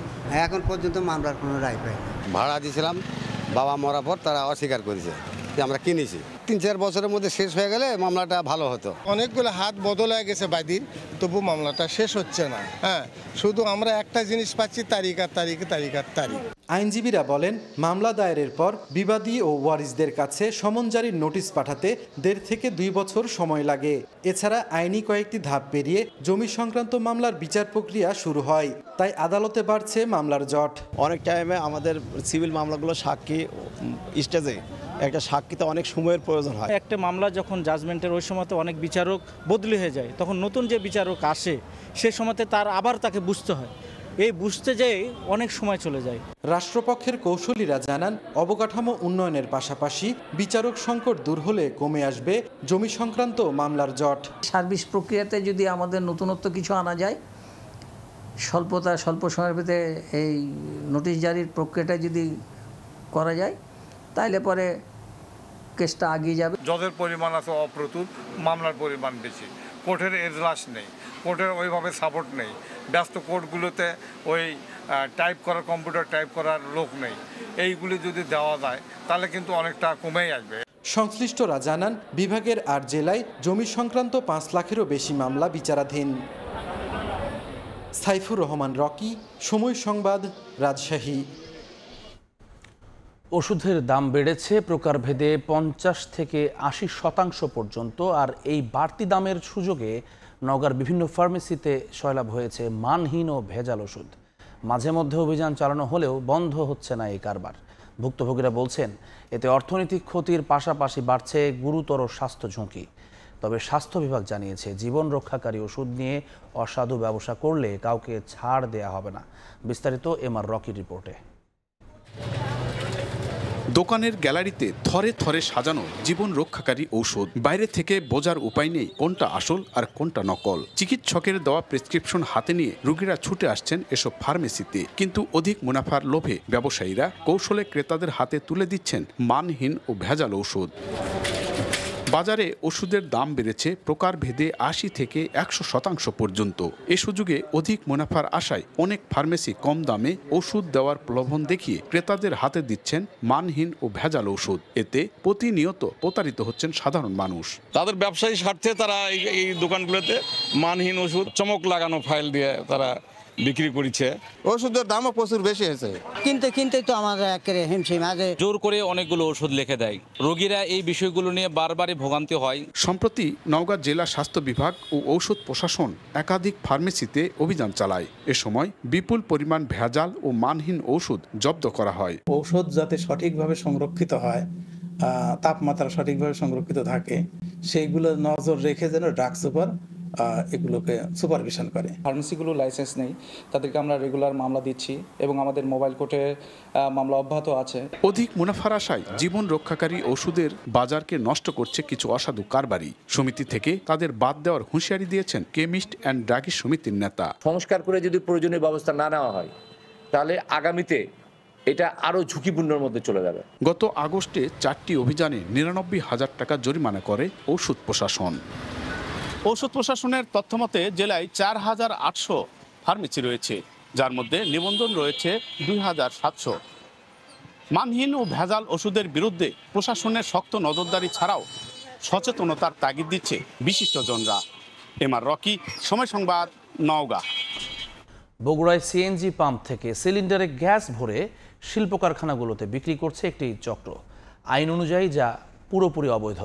ফায়ার সার্ভিস বলছে এই ধরনের কাজ অত্যন্ত ঝুঁকিপূর্ণ, ঘটতে পারে বড় ধরনের দুর্ঘটনা।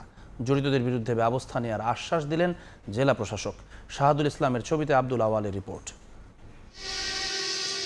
রাত 2টা বগুড়া সিএনজি ফিলিং স্টেশন থেকে গ্যাস পাচারের দৃশ্য এটি। প্রথম দেখায় বোঝার উপায় নেই বিশেষ কায়দায় বানানো কার্গো গাড়িতে 50 থেকে 100 এলপিজি সিলিন্ডারে গ্যাস রিফিল করা হচ্ছে। জ্বালানির চাহিদা মেটাতে যানবাহনের গ্যাসের বড় একটি অংশ ব্যবহার হচ্ছে উৎপাদন কাজে। গভীর রাতে সময় সংবাদের ক্যামেরায় ধরা পড়ে এই গ্যাস পাচারের দৃশ্য। প্রতি রাতেই সদর ও শাহজাহানপুর উপজেলার ঢাকা রংপুর মহাসড়কের পাশে সিএনজি স্টেশনগুলো থেকে কাভার্ড ভ্যানে করে সিলিন্ডারে গ্যাস রিফিল করে বিভিন্ন স্থানে পাচার করছে একটি চক্র। প্রতি কাভার্ড ভ্যানে এলপিজি সিলিন্ডারগুলোতে 50,000 থেকে 1 লাখ টাকা সমমূল্যের গ্যাস ভরানো হয়। ক্যামেরায় উপস্থিতি টের পেয়ে সটকে পড়ার চেষ্টা করেন চক্রের সদস্যরা। ভাই আপনি গাড়িতে করে গ্যাস কেন নিচ্ছিলেন? গাড়ি চালক না ভাই, আমি গাড়িতে গ্যাস নিচ্ছিলেন, আপনি তো গাড়ি চালক না তো। আমি এখানে সিএনজিতে সাপ্লাই করা হয়, আগে পাম্পে দেয়, মেহরা পাম্পে দেয়, আরো বিভিন্ন পাম্পে দেয়। এ নিয়ে পশ্চিমাঞ্চল গ্যাস কোম্পানি লিমিটেডের একাধিক কর্মকর্তার সঙ্গে যোগাযোগের চেষ্টা করা হলেও তাদের পাওয়া যায়নি। তবে ফায়ার সার্ভিস বলছে এ ধরনের কাজ ঝুঁকিপূর্ণ।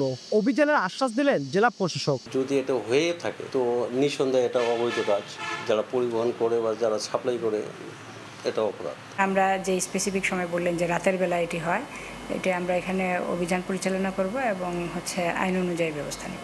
বিস্ফোরক দ্রব্য আইনে 1908 অনুযায়ী সিএনজি সিলিন্ডার বা গ্যাস ট্যাঙ্ক অনিরাপদভাবে বহন করা বিস্ফোরক দ্রব্য পরিবহন সমতুল্য ধরা হয়েছে। এভাবে গ্যাস সিলিন্ডার পরিবহনে ঘটতে পারে বিস্ফোরণ। সড়কে এমন ঝুঁকিপূর্ণ সড়ক পরিবহন আইন 2018 অনুযায়ী শাস্তিযোগ্য অপরাধ। আর বাংলাদেশ দাহ গ্যাস আইনে 2001 অনুযায়ী অনুমোদিত পরিবহন ব্যতীত গ্যাস সিলিন্ডার আর বাংলাদেশ দাহ গ্যাস আইন 2001 অনুযায়ী অনুমোদিত পরিবহন ব্যতীত গ্যাস সিলিন্ডার বহনে জেল ও জরিমানার বিধান আছে। আব্দুল আউয়াল, সময় সংবাদ, বগুড়া। সিরাজগঞ্জে শহরে ব্যাংক ও ব্যবসায় প্রতিষ্ঠানের নিরাপত্তার পাশাপাশি অপরাধ নিয়ন্ত্রণে জেলা পুলিশের উদ্যোগে স্থাপিত সিসিটিভি ক্যামেরাগুলো বিকল দীর্ঘদিন ধরে। এতে বেড়েছে চুরি ও ছিনতাইয়ের ঘটনা। নিরাপত্তায় ক্যামেরাগুলো পুনরায় স্থাপনের দাবি ব্যবসায়ী ও স্থানীয়দের। আর পুলিশ বলছে দ্রুত শহরের গুরুত্বপূর্ণ পয়েন্টগুলোতে চালু করা হবে এই সিসিটিভি ক্যামেরাগুলো। রিঙ্কু কুন্ডুর রিপোর্ট, ছবি তুলেছেন অমৃত সেন। সিরাজগঞ্জ শহরের আইন শৃঙ্খলা পরিস্থিতি নিয়ন্ত্রণের পাশাপাশি অপরাধীদের শনাক্তকরণে 2021 সালে পুরো শহরকে ক্লোজ সার্কিট ক্যামেরার আওতায় আনে জেলা পুলিশ। গুরুত্ব বিবেচনায় শহরের 65টি পয়েন্টে 100টি সিসিটিভি ক্যামেরা সম্বলিত একটি কন্ট্রোল রুম স্থাপন করা হয়, যা জেলা পুলিশ সুপারের কার্যালয় থেকে মনিটরিং করা হতো। কিন্তু সঠিক পর্যবেক্ষণ ও রক্ষণাবেক্ষণের অভাবে নষ্ট হয়ে গেছে অনেক ক্যামেরা। অনেক স্থানে ক্যামেরার বক্স থাকলে কোনোটিতে ক্যামেরা নেই। আর এই সুযোগে শহরে বেড়েছে অপরাধ প্রবণতা। প্রায় সব রাস্তায় বাসাবাড়ি কিংবা ব্যবসা প্রতিষ্ঠানে ছোট বড় চুরি ছিনতাইয়ের ঘটনা ঘটছে। ইভটিজিং সহ কিশোর গ্যাংয়ের উৎপাত বাড়লেও অপরাধীকে শনাক্ত করা যাচ্ছে না।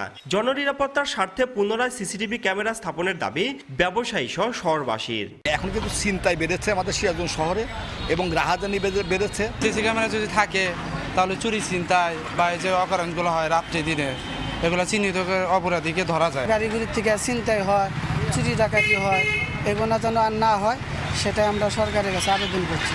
পৌরসভা, পুলিশ প্রশাসন এবং জেলা প্রশাসনের কাছে অনুরোধ করব অতি দ্রুত সময়ের মধ্যে সিরাজগঞ্জ শহরটাকে সিসি ক্যামেরার আওতায় নিয়ে আসা হোক। ঊর্ধ্বতন কর্তৃপক্ষের সঙ্গে আলোচনা করে দ্রুত সিসিটিভি ক্যামেরাগুলো পুনরায় স্থাপন করা হবে বলে জানান পুলিশ সুপার। তো অজ্ঞাতনামা অপরাধ ঘটে সে সমস্ত ডিটেকশনে সুবিধা হয় আর কি, এখন বিদ্যমান নেই। বাট আমাদের এটা আমরা আবার কথা বলে যে এটা পুনঃস্থাপন করা যায় সে উদ্যোগ গ্রহণ করব। গত এক বছরে সিরাজগঞ্জ শহরে চুরি ছিনতাইয়ের ঘটনায় মামলা হয়েছে 36টি। রিঙ্কু কুন্ডু, সময় সংবাদ, সিরাজগঞ্জ। ভোরের সময় এই ছিল আমার কাছে। পরবর্তী সংবাদগুলো জানাতে সঙ্গে থাকবেন জান্নাতুল দোলনা। ধন্যবাদ জ্যাভলিন। গাজীপুরে সড়ক অবরোধ করে বিক্ষোভ করেছে ঢাকা প্রকৌশল ও প্রযুক্তি বিশ্ববিদ্যালয়ের শিক্ষার্থীরা। প্রকৌশল খাতে অস্থিতিশীল পরিস্থিতির সমাধানে 4 দফা দাবি জানান তারা। মঙ্গলবার বিকেলে কয়েক শতাধিক শিক্ষার্থী ব্যানার, প্ল্যাকার্ড নিয়ে শিববাড়ি মোড়ে সড়ক অবরোধ করে প্রায় 1 ঘন্টা বিক্ষোভ মিছিল করেন। এতে বন্ধ হয়ে যায় যান চলাচল। শিক্ষার্থীদের অভিযোগ, বিএসসি ও ডিপ্লোমা ডিগ্রিধারীদের মধ্যে সমস্যা তৈরির অপচেষ্টা চালানো হচ্ছে। সংকট নিরসনে সবগুলো প্রকৌশল বিশ্ববিদ্যালয়ের সমন্বয়ে স্বতন্ত্র নিয়োগ প্রতিষ্ঠান গঠন সহ 4 দফা দাবি তুলে ধরেন তারা। পরে জেলা প্রশাসনের প্রতিনিধি দলের উপস্থিতিতে দাবি সম্বলিত স্মারকলিপি জমা দিয়ে অবরোধ তুলে নেন শিক্ষার্থীরা।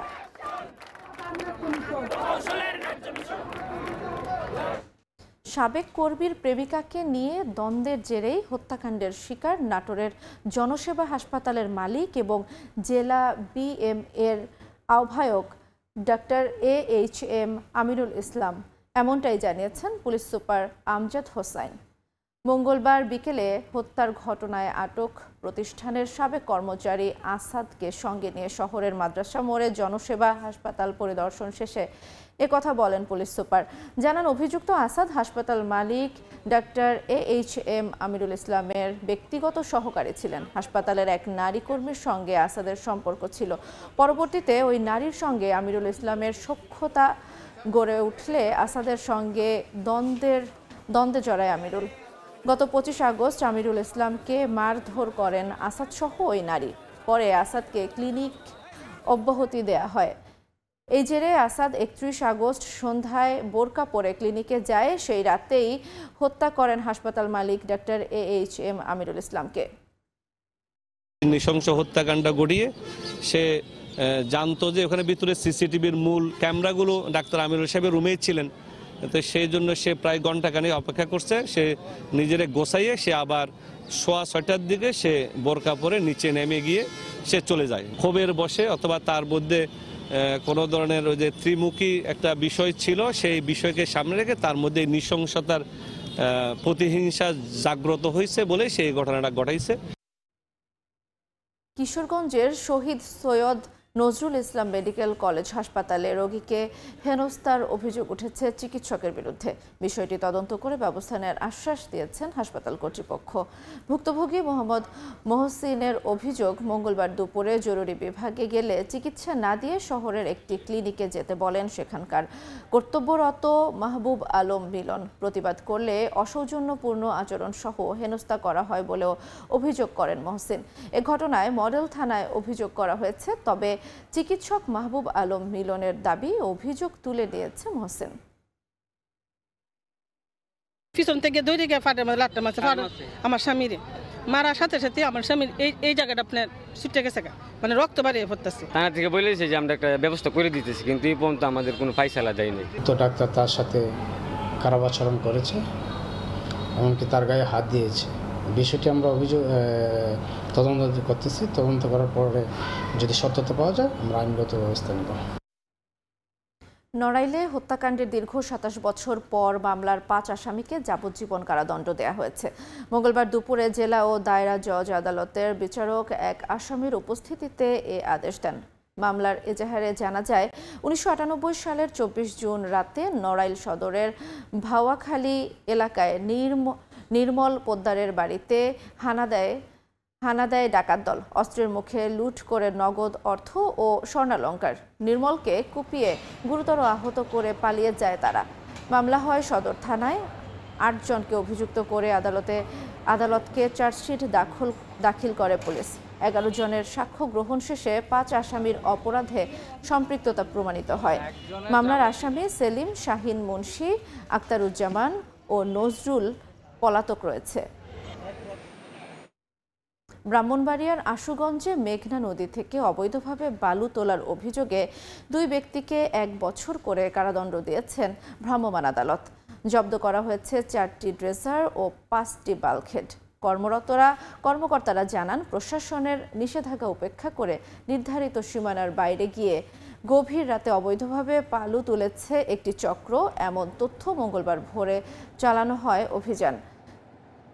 চর সোনারামপুর এলাকায় অবৈধ কার্যকলাপের প্রমাণ মেলায় ড্রেজার ও বাল্কহেড জব্দসহ 2 ব্যক্তিকে গ্রেপ্তারের নির্দেশ দেন উপজেলা নির্বাহী কর্মকর্তা। এদিকে জব্দকৃত ড্রেজার ও বাল্কহেড নদীর তীরে নেয়ার সময় একটি ছিনিয়ে নেয় চক্রটি। সরকারি কাজে বাধা দেয়ায় আশুগঞ্জ থানায় একটি মামলা হয়েছে। ইরানের বিরুদ্ধে নিষেধাজ্ঞা পুনর্বহাল হলে কঠোর জবাব দেবে তেহরান। মঙ্গলবার পার্লামেন্টের এক বৈঠকে এ হুঁশিয়ারি উচ্চারণ করেন স্পিকার মোহাম্মদ বাকের কালেবাফ। এর মধ্যে যুক্তরাষ্ট্র অযৌক্তিক শর্ত চাপিয়ে দিয়ে সম্ভাব্য আলোচনার পথ বন্ধ করেছে বলে অভিযোগ করেছেন ইরানের শীর্ষ নিরাপত্তা কর্মকর্তা। পাশাপাশি ইউরোপীয়দের স্ন্যাপব্যাক প্রক্রিয়া চালুর পদক্ষেপ অত্যন্ত দায়িত্বজ্ঞানহীন বলে উল্লেখ করেছে পররাষ্ট্র মন্ত্রণালয়। তবে এ বিষয়ে কোনো প্রতিক্রিয়া জানায়নি জার্মানি, ফ্রান্স ও ব্রিটেন। ইরানের বিরুদ্ধে নিষেধাজ্ঞা পুনর্বহালের পথে জার্মানি, ফ্রান্স আর ব্রিটেন। যুক্তরাষ্ট্র ও ইসরায়েলি চাপেই জাতিসংঘ নিরাপত্তা পরিষদের স্ন্যাপব্যাক প্রক্রিয়া শুরু হয়েছে বলে দাবি তেহরানের। তবে চীন ও রাশিয়ার সঙ্গে যৌথ অবস্থান নিয়ে ইউরোপীয় পদক্ষেপকে অবৈধ বলছে ইরান।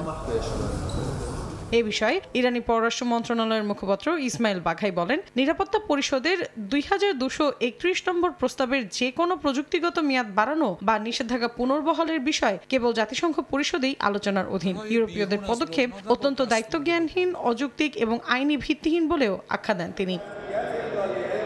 তবে নিষেধাজ্ঞার সিদ্ধান্ত হলে তেহরানও সমানভাবে কঠোর জবাব দেবে বলে সতর্ক করেছে ইরানের পার্লামেন্ট। স্থানীয় সময় মঙ্গলবার স্পিকার মোহাম্মদ বাকির কালিবাফও জানান, ইউরোপীয় দেশগুলোর জেসিপিও এর অঙ্গীকার পূরণে ব্যর্থ হয়ে বেআইনিভাবে স্ন্যাপব্যাক চালু করেছে। তার দাবি, ইরানের জবাব এমন হতে হবে যাতে এ পদক্ষেপ শত্রুদের জন্য ব্যয় সাপেক্ষ হয়ে ওঠে। উত্তপ্ত এই ইস্যুতে যুক্তরাষ্ট্র অযৌক্তিক শর্ত চাপিয়ে দিয়ে সম্ভাব্য আলোচনার পথ বন্ধ করছে বলে অভিযোগ করেছেন ইরানের শীর্ষ নিরাপত্তা কর্মকর্তা। এ বিষয়ে ইরানের সর্বোচ্চ জাতীয় নিরাপত্তা পরিষদের সচিব আলী লারিজিনি এক্সের এক পোস্টে বলেন, তেহরান ওয়াশিংটনের সঙ্গে সংলাপের জন্য প্রস্তুত থাকলেও মার্কিন প্রশাসনের আচরণ অর্থবহ আলোচনার সুযোগ নষ্ট করেছে। মৌসুমী সাথী, সময় সংবাদ। যুক্তরাষ্ট্রের ক্যালিফোর্নিয়ার লস অ্যাঞ্জেলেসে অপরাধ দমনের নামে ন্যাশনাল গার্ড সেনা মোতায়েনের ইস্যুতে ট্রাম্প প্রশাসনের পদক্ষেপ আটকে দিয়েছেন এক ফেডারেল বিচারক। ন্যাশনাল গার্ড মোতায়েনকে অবৈধ বলে রায় দিয়েছেন তিনি। স্থানীয় সময় মঙ্গলবার সান ফ্রান্সিসকো ভিত্তিক মার্কিন জেলা আদালতের বিচারক চার্লস ব্রেয়ার এ রায় দেন। তবে 12 সেপ্টেম্বর পর্যন্ত রায় বহাল রেখেছেন তিনি। এ সময়ের মধ্যে রায়ের বিরুদ্ধে ট্রাম্প প্রশাসন আপিল করতে পারে বলে ধারণা করা হচ্ছে। গত জুনে লস অ্যাঞ্জেলেসে অভিবাসন বিরোধী অভিযানের প্রতিবাদে উত্তাল পরিস্থিতির মধ্যে সেখানে 4000 ন্যাশনাল গার্ড ও 700 মেরিন মোতায়েনের নির্দেশ দিয়েছিলেন ট্রাম্প। এ পদক্ষেপে শহরে উত্তেজনা বাড়ে এবং ডেমোক্র্যাটদের তীব্র সমালোচনার মুখে পড়ে হোয়াইট হাউস। সে সময় ট্রাম্পের সেনা মোতায়েনের বিরুদ্ধে মামলা করেন ক্যালিফোর্নিয়ার গভর্নর গ্যাভিন নিউসম। বিশ্বের অন্যতম সক্রিয় আগ্নেয়গিরি কিলাউয়ায় আবারও অগ্ন্যুৎপাতের শুরু হয়েছে। তবে এই ঘটনায় এখন পর্যন্ত তেমন কোনো ক্ষয়ক্ষতির খবর পাওয়া যায়নি। স্থানীয় সময় মঙ্গলবার হাওয়াই দ্বীপে শুরু হওয়া এই অগ্ন্যুৎপাতের ভিডিও প্রকাশ করেছে যুক্তরাষ্ট্রের ভূতাত্ত্বিক জরিপ সংস্থা। কিলাউয়া বিশ্বের সবচেয়ে সক্রিয় আগ্নেয়গিরিগুলোর একটি। গত বছরের ডিসেম্বরে শুরু হওয়ার পর থেকে এখন পর্যন্ত 32তম অগ্ন্যুৎপাতের ঘটনা ঘটল।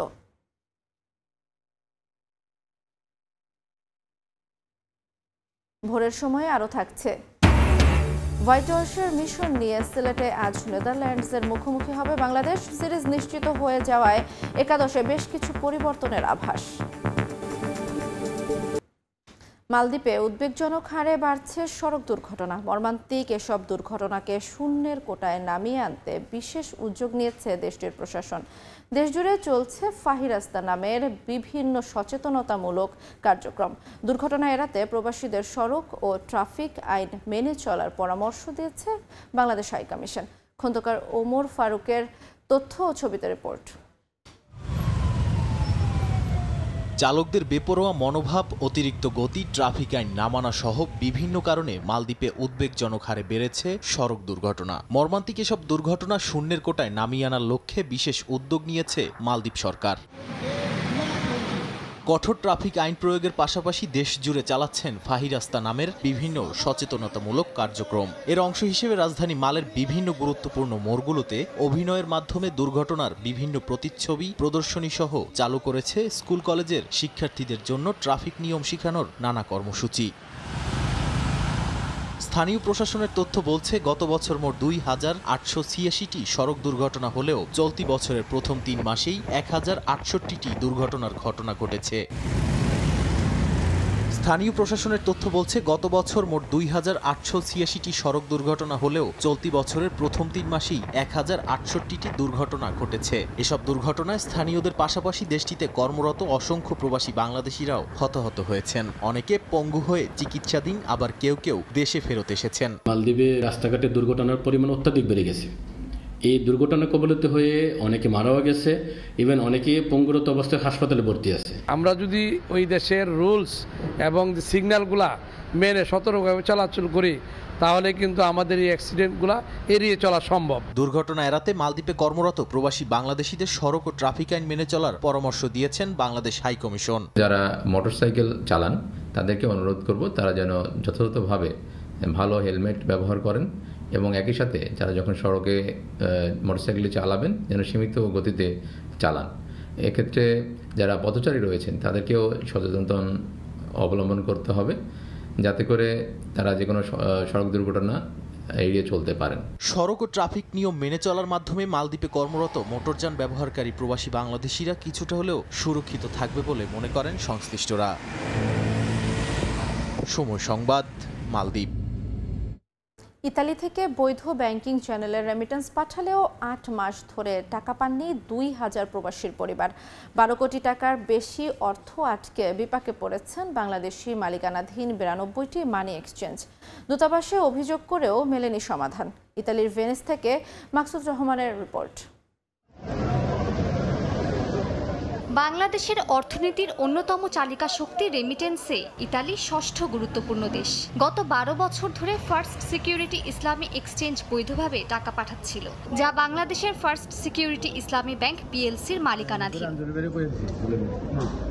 কিন্তু গেল ১৬ জানুয়ারি থেকে প্রায় ২,০০০ প্রবাসীর পাঠানো ১২ কোটি টাকার বেশি আটকে দেয় ব্যাংকটি। সাধারণত ২ দিনে পৌঁছানো অর্থ ৮ মাসেও পরিবারগুলোর হাতে আসেনি। এতে হতাশ হয়েছেন প্রবাসী ও বাংলাদেশি মালিকানাধীন মানি এক্সচেঞ্জগুলো।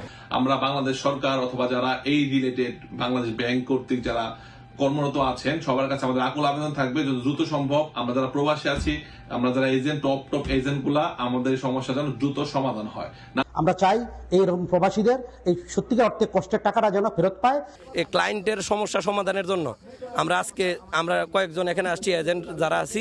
আমাদের বাংলাদেশ ব্যাংকের যে প্রতিনিধি আছে তারা যদি এটাকে যদি তাদের আমলে না নেয় বা এই সমস্ত প্রতারণা করে যদি পার হয়ে যায় তাহলে আমাদের বাংলাদেশের রেমিটেন্স প্রবাহটা সবসময় কমে যাবে। বাংলাদেশ ব্যাংকের সাথে আমাদের কমিউনিকেশন আছে, প্রবাসী কল্যাণ মন্ত্রণালয়কে আমরা অবহিত করেছি, ব্যাংকিং ডিভিশনকে অবহিত করেছি, কিন্তু এখন পর্যন্ত বাংলাদেশ ব্যাংক আমাদের জানিয়েছে যে they are working on it, but এর বাইরে আর কোনো কিছু আমাদের সাথে শেয়ার করে নাই।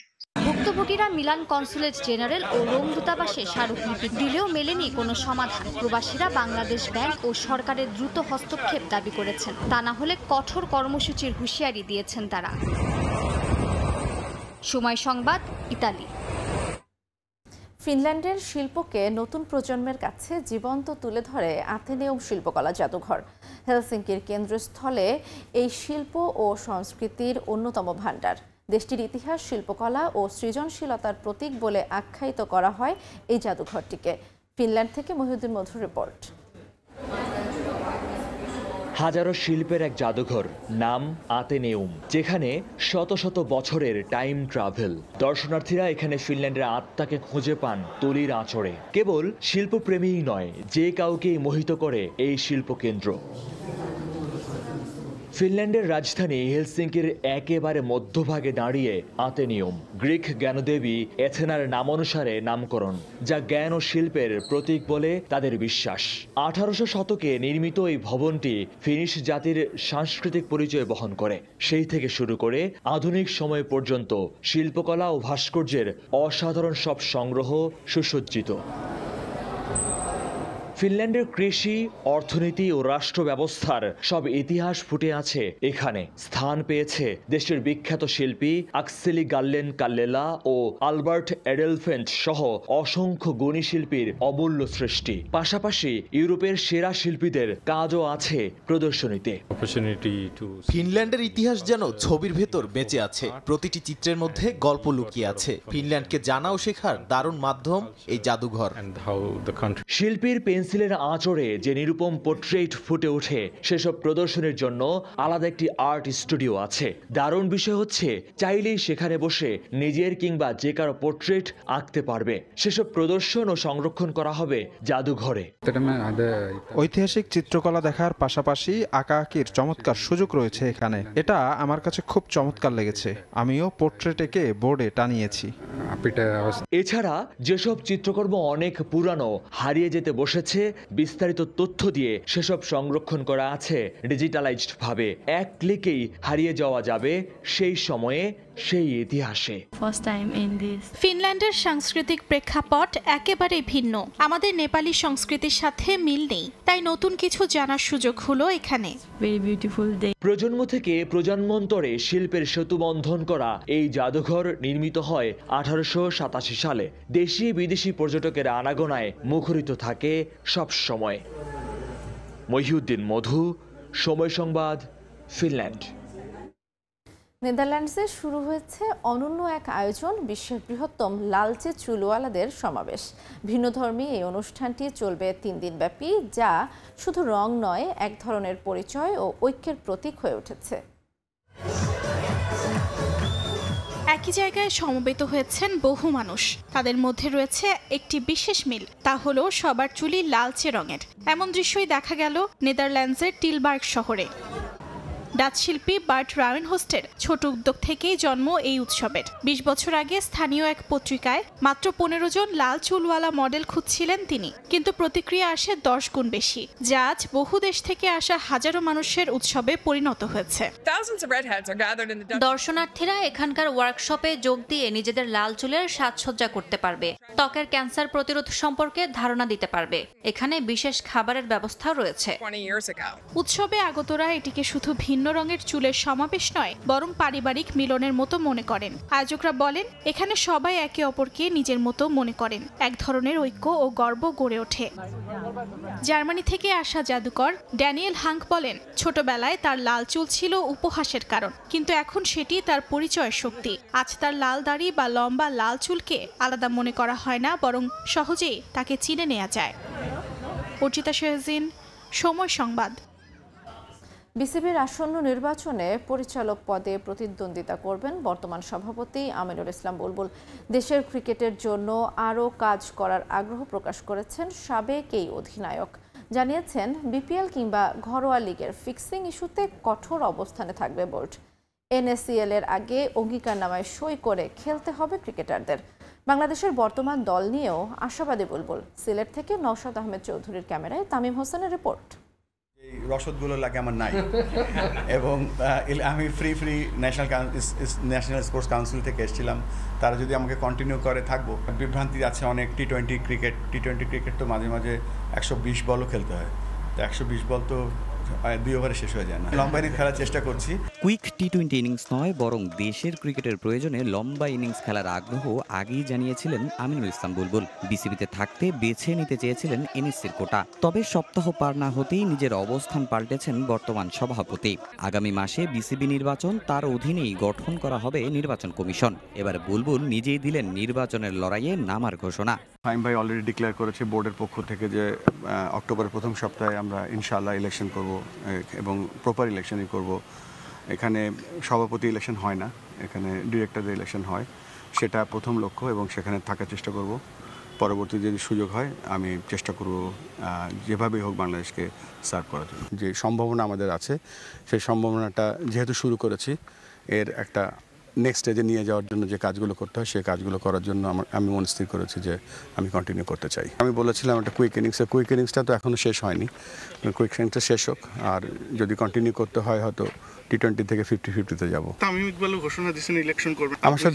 আমার সাথে কোনো কথা হয়নি, তবে আমি আশা করব এবং সকলের প্রতি শ্রদ্ধা থাকবে, তাদের প্রতি সহযোগিতা থাকবে। এন্ড অফ দ্য ডে আমরা সকলে এখানে আসছি ক্রিকেটের কাজে এবং ক্রিকেটকে এগিয়ে নিয়ে যাওয়ার চেষ্টা করব। বিপিএল এর ফিক্সিং ইস্যু দেশের ক্রিকেটের আলোচিত টপিক। অভিযুক্তদের শাস্তি দেওয়ার বিষয়ে বিসিবি গঠন করেছে 4 সদস্যের কমিটি। তবে সেই কমিটিতে কারা থাকবেন আর ভবিষ্যতে এই ফিক্সিং বন্ধে বিসিবি বা নেবে কি ধরনের পদক্ষেপ? বিসিবির বাইরের থাকবে, বিসিবির ভেতরে থাকবে। এটা সো দ্যাট বিসিবির ভেতরের ব্যাপারটাও বুঝতে হবে। বাইরের লোক বিসিবির অনেক ভেতরের ব্যাপার বুঝবে না। সো বাইরের লোক এবং ভেতরের লোক 2 ধরনের লোক থাকবে। তবে এখানে মূল কাজটা হবে কিন্তু যারা আইন বিশেষজ্ঞ তাদের। এনসিএল এর যতগুলো ক্রিকেটার আছে আমরা চেষ্টা করব সবাইকে একটা ক্লাস নেওয়া হবে, তাদেরকে বোঝানো হবে, তাদেরকে একটা ফর্মে সই করতে হবে, তারপরে তারা খেলতে পারবে। আর নেক্সট স্টেপ যেটা আমরা করছি সেটা হচ্ছে আমাদের অক্টোবর থেকে 3rd ডিভিশন খেলা শুরু হচ্ছে। আমরা চাই যে বাংলাদেশ ক্রিকেট বোর্ডের ফান্ডেড এনি ইভেন্ট, যেখানে যতগুলো ইভেন্ট হবে সকলকে আমরা অ্যান্টি কারাপশন লজ কন্ডাক্ট ভালো করে শেখাবো এবং সেখানে পরে তারা বুঝবে, সই করবে, তারপরে তাদেরকে খেলতে দেওয়া হবে। সামনে এশিয়া কাপ জয় পেলেও নেদারল্যান্ডস সিরিজ নিয়ে হচ্ছে নানা সমালোচনা। তবে বসে থাকার চেয়ে ম্যাচ খেলাকে প্রাধান্য দিচ্ছেন সভাপতি। কিছু সমস্যা থাকলেও তরুণ এই দলটা অর্জন করেছে প্রেসিডেন্টের আস্থা। আমি তাদের মধ্যে একটা অন্যরকম আত্মবিশ্বাস দেখেছি। আমরা তাদের চিন্তা করার যে ক্ষমতা আছে, কিছু লক ছিল তাদের প্ল্যানিংয়ে, আনলক করার চেষ্টা করেছি। তাদের পোটেনশিয়ালটা যে কত একটু বোঝার সহায়তা করেছি। বাট এই টিমটা দেখে মনে হচ্ছে যে একটা ইয়াং টিম, ভালো করছে, অনেক উন্নতি করার জায়গা আছে। এদিকে এদিন সিলেট জেলা স্টেডিয়াম পরিদর্শন করেছেন সভাপতি। শুনেছেন সমস্যার কথা, জানিয়েছেন দেশের 64 জেলার মাঠ নিয়ে তার পরিকল্পনার কথা। যে যে জেলায় এই ক্রিকেট ফুটবল মাল্টিপারপাসলি মাঠগুলো ব্যবহার করছি, তাদের গ্রহণ করার যে ইচ্ছাটা সেটা যদি হয় আমরা তাহলে সেদিকে এগিয়ে যাব। তামিম হোসেন, সময় সংবাদ, সিলেট। সিলেটে সিরিজ জয়ের পর এবার হোয়াইট ওয়াশের সুযোগ। তৃতীয় ও শেষ টি20তে নেদারল্যান্ডসের মুখোমুখি হবে বাংলাদেশ। এ ম্যাচে একাদশে বেশ কিছু পরিবর্তন নিয়ে নামতে পারে লিটনরা। ম্যাচটি মাঠে গড়াবে সন্ধ্যা 6টায়। সিলেটে ফুরফুরে মেজাজে ক্রিকেটাররা টানা 3 সিরিজ জয়ে আত্মবিশ্বাস বেড়েছে। পারিপার্শ্বিক চাপ কম থাকায় একটু ঘোরাঘুরি করাই যায়। টিম হোটেলেও উৎসব মুখর পরিবেশ। কেক কেটে শামীম পাটোয়ারির জন্মদিন পালন করেছেন সতীর্থরা। সিরিজের ফলাফলের হিসেবে শেষ ম্যাচটা স্রেফ নিয়ম রক্ষার। নেদারল্যান্ডসের বিপক্ষে প্রথম 2 ম্যাচে মাঠে একচ্ছত্র আধিপত্য ছিল বাংলাদেশের। টাইগাররা ছিলেন শিকারী আর ডাচরা হয়েছেন শিকার। লাক্কাচুরায় শেষটাও রাঙাতে চান লিটনরা। এশিয়া কাপের আগে অনেক হিসেব নিকেশ আছে কোচিং প্যানেলের। শেষ ম্যাচটায় জয়ই মুখ্য ব্যাপার হওয়ার কথা নয়। প্রথম 2 টি20তে একাদশে না থাকা ক্রিকেটারদের এবার গেম টাইম দেওয়ার সুযোগ নিশ্চয়ই হারাতে চাইবে না টিম ম্যানেজমেন্ট। শেষ টি20তে মাঠে নামার অপেক্ষায় থাকবেন সাইফুদ্দিন, নুরুল হাসান সোহান ও শামীম পাটোয়ারি। 16 সদস্যের স্কোয়াডে থাকা এই 3 ক্রিকেটারের খেলা হয়নি এখনও। এশিয়া কাপের আগে প্রতিযোগিতামূলক ম্যাচ খেলার অভিজ্ঞতা কাজে লাগতে পারে সংযুক্ত আরব আমিরাতের মেগা ইভেন্টে। প্রতিপক্ষ হিসেবে নেদারল্যান্ডস অত শক্তিশালী নয়। এমন দলের বিপক্ষে জয়ে কিছু আসে যায় না। 2 ম্যাচেই স্বাগতিকদের অ্যাপ্রোচ মনোপুত হয়নি। টস জিতে কেন ফিল্ডিং নেওয়া হলো, কেন এশিয়া কাপের মতো ইভেন্টে যাওয়ার আগে অপেক্ষাকৃত দুর্বল প্রতিপক্ষের সঙ্গে সিরিজ আয়োজন, এমন নানা প্রশ্ন আলোচনা চারিদিকে। যদিও সেসব নিয়ে নাকি মাথা ঘামাতে চায় না দল। 2 ম্যাচে মিডল বা লোয়ার মিডল অর্ডার সুযোগ পায়নি ব্যাটিংয়ের। প্রথমটায় 8 আর দ্বিতীয়টায় 9 উইকেটে জিতেছে টাইগাররা। তৃতীয় ম্যাচে বাকিদের ব্যাটিংও দেখার অপেক্ষায় থাকবেন দর্শকরা। নন্দিত পাওয়ার হিটিং কোচ জুলিয়ান উডের অধীনে এটাই হতে যাচ্ছে শেষ ম্যাচ। প্রো ভেলোসিটি ব্যাট পদ্ধতি সহ শটের রেঞ্জ বাড়াতে তার টেকনিকগুলো কতটুকু আয়ত্ত করতে পারলেন ব্যাটাররা, সেটাও দেখার অপেক্ষায় থাকবেন সবাই। মাকসুম আলম খান, সময় সংবাদ। ফিক্সিংয়ের দায়ে সন্দেহভাজন ক্রিকেটাররা খেলতে পারবেন না আসন্ন এনসিএল টি20তে। বিসিবি নির্বাচক প্যানেল ও টেকনিক্যাল কমিটিও এই ইস্যুতে কঠোর অবস্থানে। টুর্নামেন্ট শুরুর আগে সব দলের ক্রিকেটার ও টিম ম্যানেজমেন্টকে নিয়ে আয়োজনের পরিকল্পনা ইন্টিগ্রেটিভ প্রোগ্রাম, জানিয়েছেন টেকনিক্যাল কমিটির চেয়ারম্যান মিনহাজুল আবেদিন নান্নু। শনিবার টিম সংশ্লিষ্টদের সঙ্গে সভা করবেন বোর্ড সভাপতি আমিনুল ইসলাম বুলবুল। ফিক্সিং ইস্যুতে জিরো টলারেন্স নীতিতে আমিনুল ইসলামের বোর্ড। বিপিএল-এর ফিক্সিং তদন্তের স্বাধীন কমিটি এরই মধ্যে বোর্ডে জমা দিয়েছে প্রাথমিক রিপোর্ট, যেখানে উঠে এসেছে অনেক ক্রিকেটার ও কর্মকর্তাদের নাম। তবে এখনই তাদের ব্যাপারে চূড়ান্ত সিদ্ধান্ত নিচ্ছে না বোর্ড, কারণ তার সবই সন্দেহ নিশ্চিত হলে আসবে কঠোর সিদ্ধান্ত। ফিক্সিং তদন্তে যাদের নাম এসেছে তাদের ব্যাপারে চূড়ান্ত সিদ্ধান্ত নেওয়ার আগে নিশ্চিত হতে চায় বিসিবি। নাজমুল আবেদিন ফাহিমকে প্রধান করে গড়া কমিটি 7 সেপ্টেম্বরের মধ্যে দেওয়ার কথা রিপোর্ট। 14 সেপ্টেম্বর থেকে মাঠে গড়াতে যাচ্ছে এনসিএল টি20। যারা দোষী সাব্যস্ত হবেন তাদের নাম বিসিবি প্রকাশ না করলেও আসন্ন টুর্নামেন্টে অংশ নিতে পারবেন না। 4 তারিখে একটা মিটিং কল করা হয়েছে। এখানে ক্যাপ্টেন ম্যানেজার এদের সাথে যে করণীয়টা কিভাবে হবে, টিমগুলির ডিসিপ্লিন, টেকনিক্যাল সাইড থেকে আমরা যতটুকু করার আমরা অবশ্যই সতর্ক করব। সিলেকশন প্যানেল এবার ভালো মতোই কাজ করতে পেরেছে যে কোন কোন ডিভিশনে কোন দিকে ল্যাকিংস আছে। অন্যান্য দেশেও কিন্তু এখন আকসো কিন্তু ডোমেস্টিক ক্রিকেটেও কাজ করে। এখানে কিন্তু খালি আপনার বিপিএল না, বিপিএল এর বাইরে কিন্তু অনেক খেলা হয়, এগুলি তো নজরদারিতে আনা দরকার। টুর্নামেন্ট শুরু হওয়ার আগে এই ধরনের একটা কোর্স ওদেরকে জানানো হবে, যেটা ওরা এগুলি থেকে এওয়ে থাকবে এবং এই যে খারাপ প্রস্তাবগুলি আছে এগুলি থেকে দূরে থাকবে এবং ক্রিকেটের মধ্যে মনোনিবেশটা থাকবে। এনসিএল টি20 নিয়ে বেশ সচেতন টেকনিক্যাল কমিটি। মাঠে গড়ানোর আগে ফিটনেসের পরীক্ষা নিরীক্ষার মধ্য দিয়ে যেতে হবে ক্রিকেটারদের, যার দেখভাল করবেন জাতীয় দলের ট্রেনার নাথান কেলি। ফিটনেসের লেভেলটা কিন্তু একটা স্ট্যান্ডার্ডে নিয়ে যেতে হয়। এবার আরও স্ট্রিক্ট করেছে আমাদের যে ন্যাশনাল ট্রেনার আছে, সে একটা গাইডলাইন দিয়েছে সবাইকে যে এই স্ট্যান্ডার্ডের মধ্যে ওদেরকে ফিটনেস পাস করতে হবে।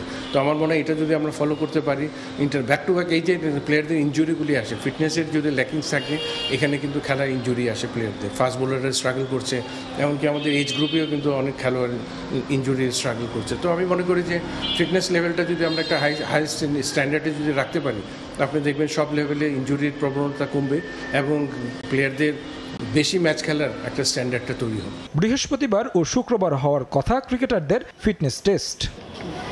তারেক হাসান শিমুল, সময় সংবাদ, ঢাকা। নেপালের বিপক্ষে ফিফার 2 প্রীতি ম্যাচে হামজা দেওয়ান চৌধুরীকে পাবে না বাংলাদেশ। দশরথ স্টেডিয়ামে লেস্টার সিটি তারকাকে ছাড়াই খেলতে হবে লাল সবুজের প্রতিনিধিদের।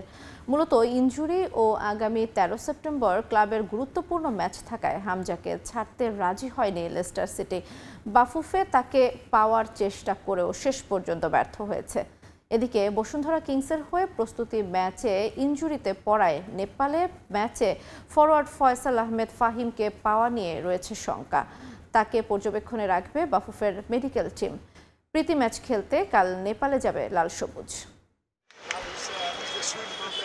বাংলার ফুটবলের পুনর্জাগরণের নায়ক হামজা দেওয়ান চৌধুরী। লেস্টার সিটি তারকা যেন দেশের ফুটবলের হ্যামিলনের বাসিওয়ালা। তার জাদুর ছোঁয়ায় বদলে গেছে দেশের ফুটবল। মার্চে এশিয়ান কাপ বাছাইয়ে শিলংয়ে ভারতের বিপক্ষে 1-1 গোলের ড্রয়ের ম্যাচে দুর্দান্ত পারফর্ম করেন হামজা। জুনে দেশের মাটিতে সিঙ্গাপুর ম্যাচে হারলেও হামজা রেখেছিলেন বড় অবদান। সামনে অক্টোবরে হংকংয়ের বিপক্ষে হোম ও অ্যাওয়ে ম্যাচ খেলবে বাংলাদেশ।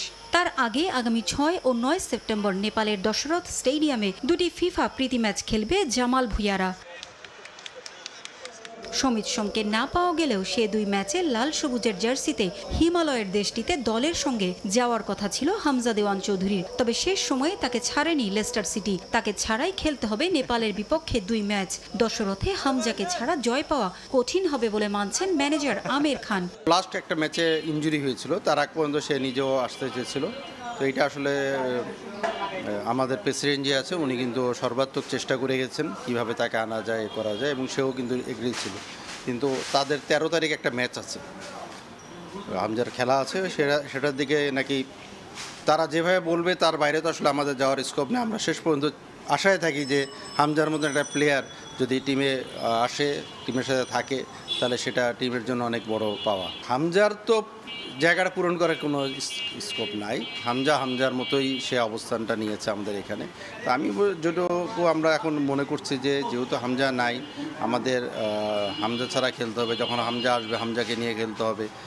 এই হামজা ছাড়া মানে টিমের আশেপাশে সব দিক মিলে আমরা একটা অভাব আমরা ফিল করব সবসময়। হামজাকে না পাওয়ার খবরের দিনে ফরওয়ার্ড ফয়সাল আহমেদ ফাহিমের ইনজুরির দুঃসংবাদ পেয়েছেন হাভিয়ের কাবরেরা। নেপাল ম্যাচের আগ পর্যন্ত তাকে রাখা হবে পর্যবেক্ষণে। ফয়সাল আহমেদ ফাহিম বসুন্ধরার সাথে ওই বসুন্ধরা লাস্ট যে ম্যাচ খেলে সেখানে প্র্যাকটিস ম্যাচ, সেখানে নাকি সে ইনজুর হয়েছিল। তো ওভারঅল আমাদের এখানে যে ডাক্তার বা ফিজিও যারাই আছে তারা তার নজরে রেখেছে। আমার মনে হয় যে সে আমাদের সাথে কন্টিনিউ করবে। দেশ ছাড়ার আগে শেষ দিন ফর্টিস এফসির বিপক্ষে জাতীয় স্টেডিয়ামে একটি প্রীতি ম্যাচ খেলেছে বাংলাদেশ দল। এই প্রস্তুতি সম্বল করেই নেপাল যাবে লাল সবুজ। পারভিন আক্তার, সময় সংবাদ। অনূর্ধ্ব 23 এশিয়ান কাপ বাছাইয়ের খবর। চূড়ান্ত পর্ব নিশ্চিত করার মিশনে প্রথম ম্যাচেই স্বাগতিক ভিয়েতনামের মুখোমুখি হচ্ছে বাংলাদেশ। সামর্থ্যের পুরোটা দিয়ে জয় তুলে নেয়ার লক্ষ্য ফুটবলারদের। সেই সক্ষমতা বাংলাদেশের আছে বলে মনে করেন সহকারী কোচ। এদিকে ইতালি থেকে দলের সঙ্গে যুক্ত হলেও মাঠে নামার সম্ভাবনা নেই ফাহমেদুলের। ম্যাচটি শুরু হবে বুধবার সন্ধ্যা 7টায়। বেশ অগোছালো এশিয়ান কাপ বাছাই খেলতে যাওয়া অনূর্ধ্ব 23 দলের কার্যক্রম অ্যাভেলেবেল থাকার পরও কিউবা মিচেলকে কন্ডিশনিং ক্যাম্পের জন্য বাহরাইন নিতে পারেনি বাফুফে। এবার ফাহমেদুল ইসলামকে নিয়েও দিল অপেশাদারিত্বের পরিচয়।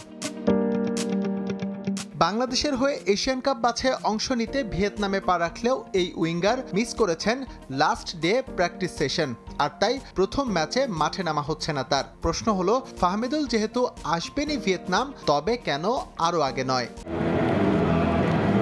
এমন পরিস্থিতির মাঝে স্বাগতিক ভিয়েতনামের বিপক্ষে ম্যাচ দিয়ে শুরু হচ্ছে বাংলাদেশ অনূর্ধ্ব 23 দলের এশিয়ান কাপ বাছাই মিশন। বিচ্ছিন্নভাবে হলেও এজন্য প্রায় 1 মাস নিজেদের প্রস্তুত করেছেন ফুটবলাররা, তাই কঠিন ম্যাচের আগেও আত্মবিশ্বাসী তারা। মেন্টালি আমরা প্রিপেয়ার কালকের ম্যাচটার জন্য, কারণ আমরা এতদিন ওয়েট করে এত হার্ডওয়ার্ক করেছি এই ম্যাচটার জন্য। তো আমরা আমাদের সর্বোচ্চটা দিয়ে চেষ্টা করব। আমাদের লক্ষ্য একটাই, আমাদের কালকের ম্যাচ যেভাবে হোক জিততে হবে। প্রথম ম্যাচে মাঠে নামার আগে বাংলাদেশ দলের জন্য ধাক্কা হেড কোচ সাইফুল বারী টিটুর অনুপস্থিতি। জ্বরের কারণে ম্যাচের আগের দিন অনুশীলনে থাকতে পারেননি তিনি। সম্ভাবনা কম ডাগ আউটে থাকারও, তাতে ম্যাচে কোনো প্রভাব পড়বে না বলে মনে করছেন সহকারী কোচ। আন্ডার-23-তে অ্যাকচুয়ালি আমাদের বরাবরই রেজাল্ট ভালো না, বাট আমার কাছে মনে হচ্ছে যে এই টিমটার কিছু করার ক্ষমতা আছে। তো অনেকদিন পর বাংলাদেশ একটা ভালো কম্বাইন্ড একটা টিম পেয়েছে, সব মিলিয়ে আমরা কোচিং স্টাফও হ্যাপি। ওভারঅল ছেলেরা রেডি। এশিয়ান কাপের চূড়ান্ত পর্বে খেলতে হলে গ্রুপ সেরা হতে হবে বাংলাদেশকে, নতুবা অন্তত জায়গা করতে হবে 4th বেস্ট রানার্স আপের মধ্যে। এস এম ইকবাল, সময় সংবাদ। আগামী বছর মার্চে এশিয়ান কাপ বাছাইয়ের আগে নারী দল নিয়ে মহাপরিকল্পনা বাফুফের। অস্ট্রেলিয়ার কন্ডিশনের সঙ্গে মানিয়ে নিতে প্রতিবেশী দেশ নিউজিল্যান্ডের সঙ্গে ম্যাচ খেলতে চায় বাংলাদেশ। এরই মধ্যে এ বিষয়ে প্রাথমিক আলোচনাও করেছে বাফুফে। এছাড়াও ডিসেম্বরে প্রতিদ্বন্দ্বিতাপূর্ণ নারী লীগ আয়োজনের আশ্বাস দিয়েছে ফেডারেশন। এবার নারী লিগে দল গড়তে চায় পুরান ঢাকার ঐতিহ্যবাহী ক্লাব রহমতগঞ্জ। আর্থিক নানা প্রতিবন্ধকতা থাকলেও লিগে অংশ নেওয়ার কথা জানিয়েছেন ক্লাবটির সভাপতি টিপু সুলতান। দেশের নারী ফুটবলে এবছরটা কাটছে স্বপ্নের মতো। জাতীয় দল ও বয়স ভিত্তিক 2 পর্যায়ে এশিয়ান কাপের মূল পর্ব নিশ্চিত করেছে আফিদা সাগরিকারা। সাফল্য যাত্রা মূল পর্বে ধরে রাখতে নারী দল নিয়ে মহা পরিকল্পনা বাফুফের। অক্টোবরে থাইল্যান্ডের বিপক্ষে ফিফা প্রীতি ম্যাচ ছাড়াও জাপানে প্রস্তুতি ক্যাম্প করবে লাল সবুজ। এছাড়াও আগামী বছর অস্ট্রেলিয়ার কন্ডিশনের সঙ্গে মানিয়ে নিতে প্রতিবেশী দেশ নিউজিল্যান্ডের সঙ্গে প্রীতি ম্যাচের পরিকল্পনা করছে ফেডারেশন। নারী ফুটবলের অগ্রযাত্রা ধরে রাখতে চেষ্টার কোনো কমতি রাখতে চায় না বাফুফে। থাইল্যান্ডে যেগুলি খেলার কথা ওগুলাও আলোচনা হচ্ছে, ওগুলাও হবে। পর্যায়ক্রমে যে আপনি নারী দল যেভাবে এগিয়ে যাচ্ছে, আমরা ঘন ঘন প্রীতি match, FIFA window, local match, আবার ডিসেম্বরে শুরু হচ্ছে আপনার যে লিগগুলা করার কথা নারীদের, সেটা যে এফএ কাপ অলরেডি হচ্ছে। এগুলি সব কিছু মিলিয়ে তারা কিন্তু সব দিক দিয়ে এগিয়ে। অস্ট্রেলিয়ান যেহেতু এশিয়ান কাপ খেলবে বাংলাদেশ নারী টিম, সেই ক্ষেত্রে নিউজিল্যান্ডও কিন্তু কাছে। নিউজিল্যান্ডের সাথে হয়তো বা চিঠি চালাচালি করে ডিসকাশন করে তাদের সাথে, নিউজিল্যান্ডের সাথেও যদি তারা আসতো বা বাংলাদেশের মেয়েরা গিয়ে খেলতো, একটা না একটা ফলপ্রসূ রেজাল্ট আসতো। এতে স্কিল আপনার প্রমাণ করার জন্য খুব ভালো একটা জায়গা বড় বড় টিমের সাথে খেলা। ডিসেম্বরে নারী ফুটবল লিগও অন্যান্য আসরের তুলনায় এবার বেশ প্রতিদ্বন্দ্বিতাপূর্ণ করতে চায় বাফুফে। ফেডারেশনের এই সদস্য পুরনো ঢাকার ঐতিহ্যবাহী ক্লাব রহমতগঞ্জের সভাপতি হিসেবেও দায়িত্ব পালন করছেন। নারীদের লিগে এবার রহমতগঞ্জও অংশ নিতে আগ্রহী বলে জানালেন টিপু সুলতান। আর্থিক নানা প্রতিবন্ধকতা থাকলেও নারী দল করার আশ্বাস দিয়েছেন তিনি। অর্থনৈতিক সিচুয়েশন যদি খারাপ হয়, মানুষ টিম করতে অনীহা প্রকাশ করে এবং টিমে অ্যাভেলেবেল অ্যাফোর্ড করার জন্য ফাইন্যান্সিয়াল ব্যাকআপ যা যা আগের পরের থাকে, অস্থিতিশীল পরিবেশে কিন্তু এটা থাকে না। রহমতগঞ্জ নিয়ে আমরা চিন্তা করতেছি, যদি ডিসেম্বরে খেলা হয়, আমরা এর মধ্যে এই মাসের ভিতরে আমরা চেষ্টা করব টিমটাকে এন্ট্রি করার জন্য, এবং যত ফর্মুলা আছে, যত পলিসি আছে, এগুলি অ্যাডাপ্ট করতে হবে। নারী টিম করার জন্য আমরা পজিটিভ এবং আলোচনা সাপেক্ষে এই সিদ্ধান্তটা নিব। এশিয়ান কাপে আগামী বছর মার্চে গ্রুপ বিতে বাংলাদেশ লড়বে উত্তর কোরিয়া, চীন ও উজবেকিস্তানের বিপক্ষে। পারভিন আক্তার, সময় সংবাদ, ঢাকা। এ পর্যায়ে শীর্ষ সংবাদগুলো জানিয়ে দিচ্ছি আরেকবার। ফেব্রুয়ারির প্রথমার্ধে অবাধ ও সুষ্ঠু ভোটের প্রতিশ্রুতি ডক্টর ইউনূসের বানচালের ষড়যন্ত্র নিয়ে সতর্ক থাকার আহ্বান আইনশৃঙ্খলা পরিস্থিতি নিয়ে উদ্বেগ 7 দলের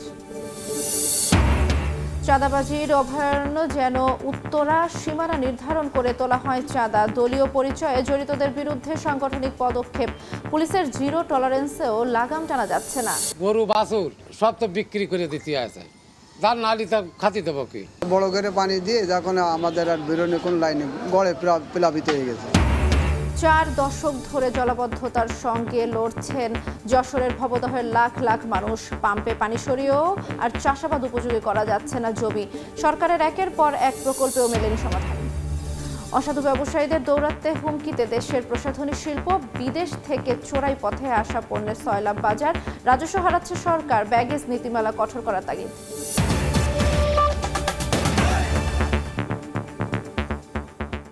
এই ছিল ভোরের সময় সঙ্গে থাকুন সময়ের।